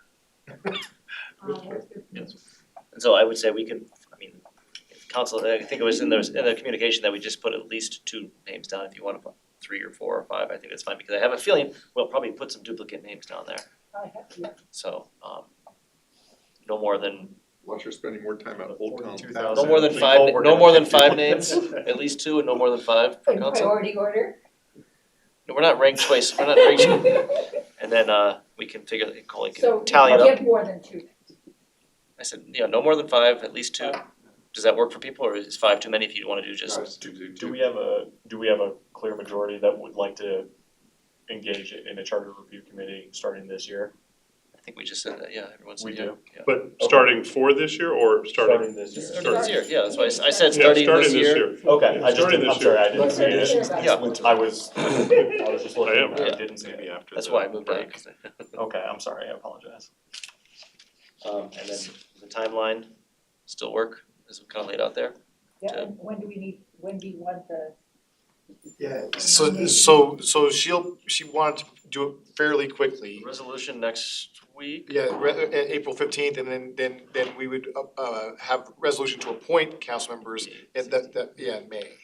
So a month, so you'd have a few weeks to nominate your. Would it work if we used a similar process to boards and commissions where the clerk might work with the mayor, just to nail down instructions, based on this conversation? Put just something in an email so Then that she can respond. I just can't, if I'm doing 2, I can promise you, the 2 people I ask will get on. If I do 5, I can't promise all 5. Right, but my point is if we do more than 2, because if you and Robert put the exact same 2 people, we need to figure out how to add 2 more people. We have to have at least 14. Then I'll pick 4. I just think. No, we can't communicate. No, we So we can't. cannot. No. No. Open meeting laws, we I think- can't be yeah. discussing things. So I think it would be good for, Well, that's, no. Could we each put, now we're getting into process, maybe it's too detailed. Could we each put forward 2, and if there's duplicates, come back to us and say we need Yeah. 3 people? If you presented 2 to Colleen, she could tell you if those 2 have been nominated by others or not. You wanna do it that way and we can come back and everyone does I one just hate to more? promise somebody and say, oh, Well, whatever, Get promise on. anyone, would you be interested in serving on this one? We'll nominate you for this, you may or may not. We can do it either way, I don't have a preference either way. Could I just like to have something written based on this conversation that the mayor So- can send out, that so we don't know if Colleen it's can 2 send or out 5. based on your coordination. Yeah, do you guys wanna put in more names now or do just 2 names and then follow up if we need to add more? Just 2. Just 2 and follow up if we need more? That seems good. Okay, then we'll go that way. Let's do 2, okay. And so, and Colleen will tell you if there's gonna be a Yeah, conflict. We'll figure it out. And then I'll go back to the list. Okay. Anything else? We get all those on that. So then the next question I wanna, cause the other discussion was ballot questions. I personally don't necessarily wanna wait for a charter review committee for something on the ballot. I do think that the GO debt limit is something that should be on the ballot this fall, cause I think it lends itself to building things for the future. And so, that's, I think we should put that on this fall. I don't know if council has any other things that we would wanna consider this fall that anyone thinks is important enough to kind of To get double ahead down of, on my enthusiasm. to get ahead of the charter review committee, but that's kind of my thought. Mayor, can I ask a clarifying question? So the way it's written in there, it has a limit for the debt cap. Are you suggesting that we go to ballot asking to strike that whole section? Or are you suggesting something different? I would say to change it, I don't wanna say strike it, cause I think it's what state law is 10, I would say to raise it. Or is there a way to put it into, like we did with the procurement, to have it into an ordinance that it can be adjusted by council? Is that something that can be done, or does it need to be in the charter? We can't go above 10% anyways by state law. Does it make a difference if you leave it in the charter and say 10%? I'd have to think on that. Could we come back, we can craft these options? Well, is there other interest? Right. Let's I'd be okay see if there's first. other interest. Yeah. I don't have any other interest. I would just double down on my enthusiasm for this and putting it on the ballot this year. That way you know what you're working with next year, what projects you can fit into a We GO don't want to put it on the ballot again next year, but. You don't wanna try to do it at the same time because you will not know what you're gonna go to the public with. And I think it builds that narrative out for 2 years is my point. And it's not just, Yeah. Project Downtown, we have Kettering Gallup Park, there's a lot of Yeah. money on that one, there's no money in the bank for that, so there's a lot of stuff that could be done with that. Can you tease this out more for the, I'm still gonna say I'm new. You're No, not. you can't, I'm sorry. No, but So we like, would have to ask this question to prime for asking a question about specific projects the next year. Yes. Correct. How Well, does this potentially. impact people Yeah, who are running this year? I don't feel like we have to go forward with this, but I do think Kyle is right that it starts the conversation with the community about debt, and I think that's a positive thing, but I don't think, in my mind, we wanna go for much over 44 in 2026, so it's not like. I'm not even looking that far ahead with what we going for, I'm just saying. Yeah, so I'm not sure it's a limiting factor to what we're gonna do in 2026, but I do like the idea of starting the conversation. And how does it impact those that are running? I think- It'll be easier to talk yeah. about or harder or? Colleen did ask me to point out that in an election year where we have council seats on, like we do this year with 4 seats on the ballot, that there will be greater interest from the community in this year's ballot, but it could act as an influence on the election based off of candidates' support for or against whatever's being proposed in the charter. So just We be did aware- that same thing with be aware of that. 3A, when all the candidates supported that, it was, benefit to the community or to the city. and I think that's actually another additional point in favor of doing it this year is because it kind of builds on that same momentum of like, this is good practice in running a city. This is not necessarily a self-imposed restriction we need to have. This is better financial management of our infrastructure and use of our tax dollars. And I think all the candidates can run on it. What's our cap right now? 3.4, 3.7? We had this up. 5%. No, it's 3 3.47. point something. 3.7. 3.7. You said the same numbers last time, and he was right last time. 3.7 of what? Of our, Assessed valuation Okay. for the community. of our. Right.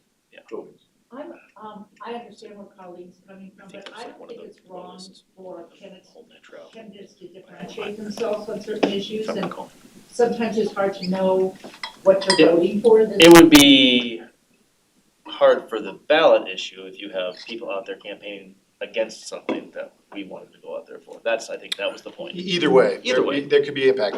She also pointed out that in the even year elections, when you're on with state offices and those kind of things, you have a significantly higher turnout, but you do get lost on the You ballot. get lost in the ballot. The next 26 is gonna be a busy But ballot. it's a massively different turnout. Everything in 25 is gonna be focused on, almost everything on 25 is gonna be focused on the city. I'll just note that, a 2025 timeline would mean that we'd have to have direction, probably a study session to kind of settle on language, that sort of thing by June 10th. That's your last opportunity, and be ready to bring back to you, an ordinance or a resolution, I guess, the 15th of July, your first meeting back.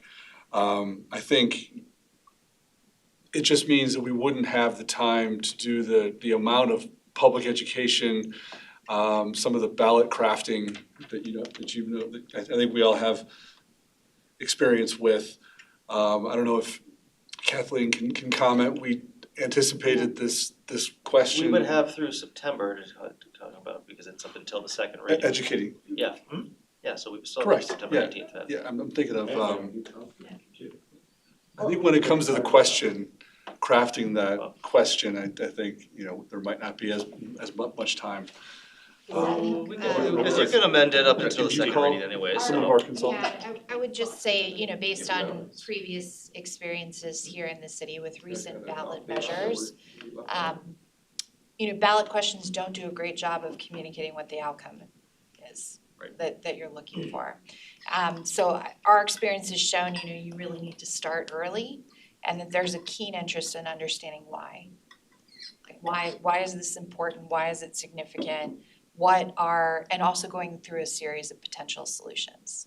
That there isn't just one solution, there may be a variety of solutions.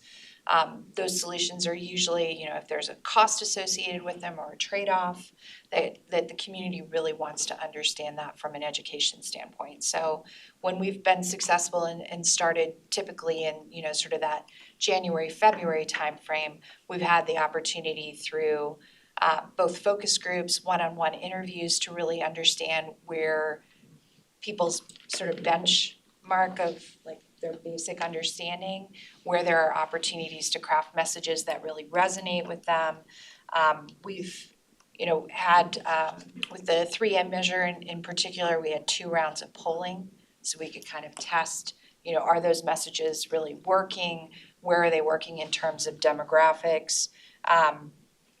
The other part that I think we've really benefited from was having some of those conversations be through a third party and really gleaning some of that qualitative information. Obviously, our model was one of success that we shared with a lot of our neighbors.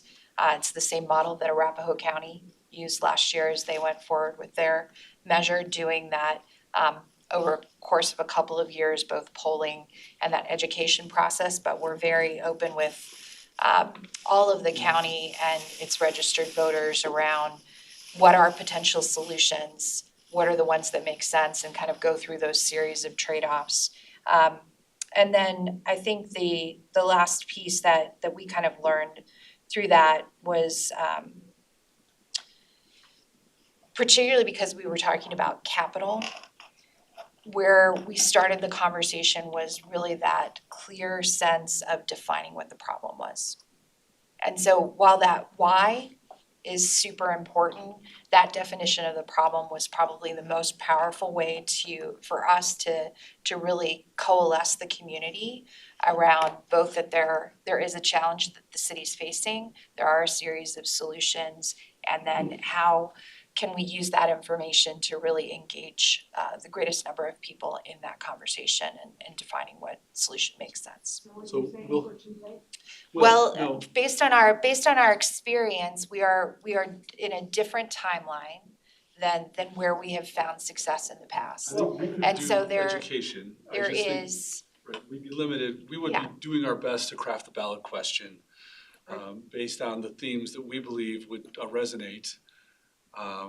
We wouldn't have the time to do as much of the crafting, the polling, the testing, the focus groups. But so that's just a consideration for council. I think we'd still focus, and we do our best this, the rest of the spring and summer before the ballot, before the questions placed on the ballot, to talk about that why and, share that message. So these are just the considerations. I would argue that this mindset that we're too late is with technology today, I think you can put something out a month before that ballot and then everybody that's paying attention will understand exactly what we're arguing about or what we're asking for. I think with all the new partners we have in Littleton, the LDDA, the Littleton Business Chamber, all those influential groups out there, I don't think the messaging is that difficult. And we've been talking about this for 3 years since 3A, saying, hey, we have a revenue stream, we're gonna have to go for funding. We've been talking about this And I know Steve and I have been pushing this for at least 4 or 6 months now, and we keep saying, oh, we don't have enough time, and I think that's kind of almost self-imposed. I think, you know, we need to move forward and say, I mean, we're not that far behind, so I think had we been moving forward months ago, I think we would have I been in think a the better spot, but I don't think we're in that bad of a spot. Here's another way to look at it too, is that, you know, if you take a stab at it now and you realize that the message didn't land because the language was too confusing, we didn't make the case very salient enough, there's nothing that is restricting us from going back and taking that information and trying it again, quite frankly. The thing that we do lose is time. And if our sales tax revenues are flattening, and they certainly are, we are going to want to avail ourselves of the amount of debt capacity we need to actually move critical projects forward in an economy that is potentially slowing down. And delaying that by a year could put you in an economically precarious position. To Kyle's point, we were successful with that process with 3A, but we also were successful with the marijuana tax and the lodger's tax without that extensive process. And the procurement question, which I think is Well, a so, pretty I mean, good it parallel. can be done. That's a great parallel. Well, procurement and the lodger's tax, we did follow a very similar timeline. But yes, we have been successful with shorter timelines. Thank you. And my point is not to share if we have enough time or not. My point is to share where we have seen success on, you know, very complicated I just think, questions around, particularly that capital. Bring us some door hangers. I think that's Be out old, there. I think that's old, matrix. I really do. I go back to technology, put a QR code up on Welcome to Littleton, and all of a sudden people are looking into it. We're out there promoting, talking about it. It gets spread so quickly now. So I just would ask that we maybe open our minds that these citizens can handle a lot, you know, and that information that goes through every single day. It won't be too hard to. So to is get to the point. council, Am I correct in thinking if somebody doesn't understand an issue like this on the ballot and they're wanting to run, you know, from outside of these conversations for years, they have a way to get educated by reaching out to staff on those sort of issues? I would just be a little, I guess, hesitant. It feels like a good year because there's a lot of people beating the streets who do know about it, but also if someone's not fully informed about it and they're beating the streets against it, I guess that feels You're like. talking about for a candidate specifically? Yeah, like a candidate that isn't aware of the policy. Tell me who that person is, we'll take care of it. so Any the, citizen, the question is, so I'm seeing that there is interest in moving this forward to see about, talking about putting something on the ballot. I mean, what else is going on the ballot besides the candidates? Is South Metro Fire, are they looking this year or next year? We're not gonna raise marijuana tax again? Come on. They're done that. I'm still fine, so Decided. shoot the moon on Jim, it. have you talked to South Tariffs. Metro Fire? Metro Fire, They're coming for, they're gonna come They're gonna make for a something, presentation. but Yeah, I don't know that tariffs, they've we made don't know an what that official hasn't been determination announced yet. for sure. We know that they're talking about a revenue measure. We don't know for sure if it's a property tax or a sales tax, which would be quite different and, you know, something for us to talk about. South Metro Fire Rescue. But they're coming to our meeting. I'm looking at our agenda, within the next month and a half to, kind of share what they're thinking. So we'll hear that. We don't know when they would be going to the ballot. and I know there will be some statewide referendum. I don't know if that would be this November or 26. What about school? School, got something on it? I don't think it's this year. Not that I know of, I can find out, but I think the expectation is no sooner than 26, and I was thinking it was gonna be in 28. Yeah. Nothing on the calendar. We're hearing very much the same thing, nothing in 25 for the Should be a school pretty, district. Yeah, pretty so, yeah, let's thin go for it. ballot. Okay, nothing else, any other ideas? Read, talk to ChatGPT, put something together tomorrow. We're good. That's where your moratorium's coming from. We've already figured out it's 2,000 to 2,500 gas station, See? or one gas station to 2,000, 2,500. Yeah. I've got 3,500 before. We're gassed here in Littleton. Just for next steps, so we will kind of flesh out a little more of a calendar with some timelines for the education work that we'll be doing, and also kind of sketching out timeline for study sessions to consider ballot language. Thank you. Thank you. Thank you. Council, any updates from council? Or you wanna do? Mike, quick before you take off. I don't have anything, city manager? I do just wanna announce, although you, council seen it, but for the vast public here, I just wanna acknowledge that our, transportation staff, has really seen that need for, additional traffic, and I guess, crossing infrastructure at Littleton Boulevard and Gallup, right near the Littleton Brewing Company with all the kind of new influx of pedestrian activity there. And they have sketched out a you know, pedestrian signal project that we think will kind of help there and kind of help to keep folks safe. So you know, there is some work. They've sketched out a timeline that we think with in terms of acquiring materials, getting the design right, and then doing the construction, we could have something up there probably within about three months. So while it seems simple, there is still some construction with ramps and median changes and signalizing that crosswalk and things like that. So I do just wanna acknowledge our team who really has, you know, heard and seen that need and acted pretty quickly to do the engineering work to figure out what needs to happen, so. Thank you, great job. Thank you. Yeah. What's going on with parking enforcement around now? Continuing as we have been with the resources that we have, we are still looking to see how we can supplement that. So are we doing parking enforcement? Yeah, of course, yeah. Is there any option of, I know we talked about this during the Cherry Cricket days, putting up signs for residents parking between, 5 PM and, 6 AM or something like that? I'm hearing There's the residents are permit having to program. park I don't really 3, have 4 an blocks appetite to away do a from their permit house when they come home from work. Only for Yeah. handicap. I think, staff's talked a lot about that, and we think, there are really pros and cons on both sides of those kinds of programs.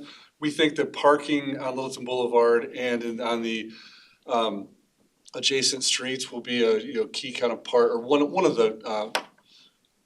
the components of the upcoming sub-area plan. At this point, there are some fundamental questions for council to answer in terms of street parking and how we want to use it as part of the overall system there. So I think at this point, that issue plus the question of just how we would administer that and how we would kind of be responding to similar requests in different areas of town, that really is a bigger question that I think would be handled well within that sub-area plan. Well, I guess I would, I think the owners have a relationship with the Binning Foundation to do some parking there.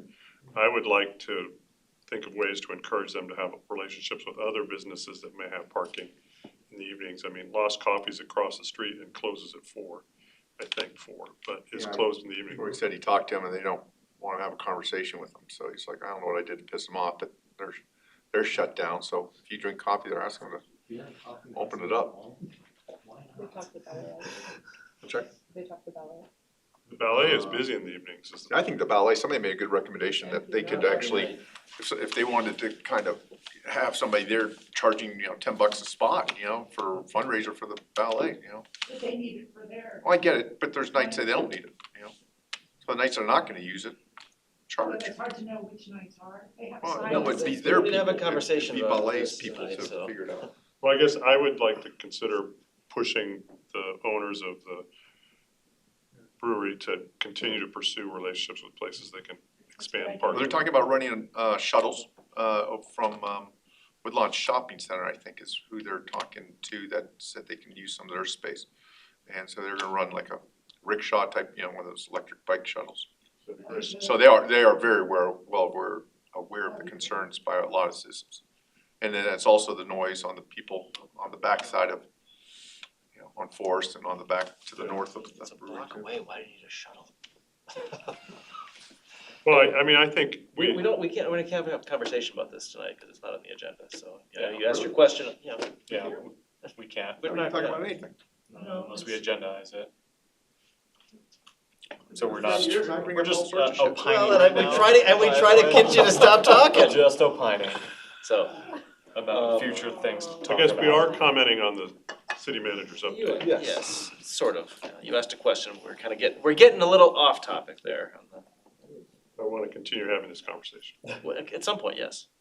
Okay, cool. You done? I am, thank you. City attorney? Yeah, I was hoping to get some direction on parking. No, we're continuing to monitor a lot of those House bills that council weighed in on, Senate bills. Last week with the resolutions, unfortunately, a lot of those have gone forward towards the governor's anticipated signature on some, although there is some last minute lobbying happening, trying to get Governor Polis not to sign certain things, so stay tuned. So two things, question for you. What happens to our resolutions? After we make those resolutions, how does the legislature know that we made those resolutions? So they should go to Yeah. the Colorado, Clerk, yeah. yeah, and I can make sure, but the plan is that we would have sent those to the leadership of both chambers and our members, for sure. Okay, I just wanna make sure that it's yeah. gotten out, we're not just making a resolution and no one hears about it, 'cause I'll we want confirm, this. yeah, Okay. that's what we have. I know to- Metro Mayor's when we So- do it, we send it to the leadership. We made a resolution in the woods, would anyone hear it? That's what I was, yeah. Can check with. And the other well, it was about the Senate bill, no, House Bill 1208 is it's a cleanup from, I can't remember what the bill was in 19 about the local minimum wage increase. It was the tip credit for locals, because right now local cities can raise their minimum wage higher, but the tip credit for tipped wages is set in statute at $3.02, and it can't go up and down with that. So this bill is to allow cities to adjust the tip credit as well with that. I know we didn't change our minimum wage, so it doesn't necessarily affect Littleton. There's only, what was it, Edgewater, Denver, and Boulder, and maybe one other city that changed their minimum wage that it really affects. But they reached out to Metro Mayor's Caucus about supporting that to help as local control something else to do. And I just said, Littleton we haven't waited on that. It doesn't really affect us, but they said in the future it potentially could, so. But I think Metro Mayor's is gonna support that generally, just because it allows cities to have more control. I just wanna let you guys know that that's out there. Doesn't pertain to us right now, though. Did you have anything else? Nope. Alright, then we're adjourned.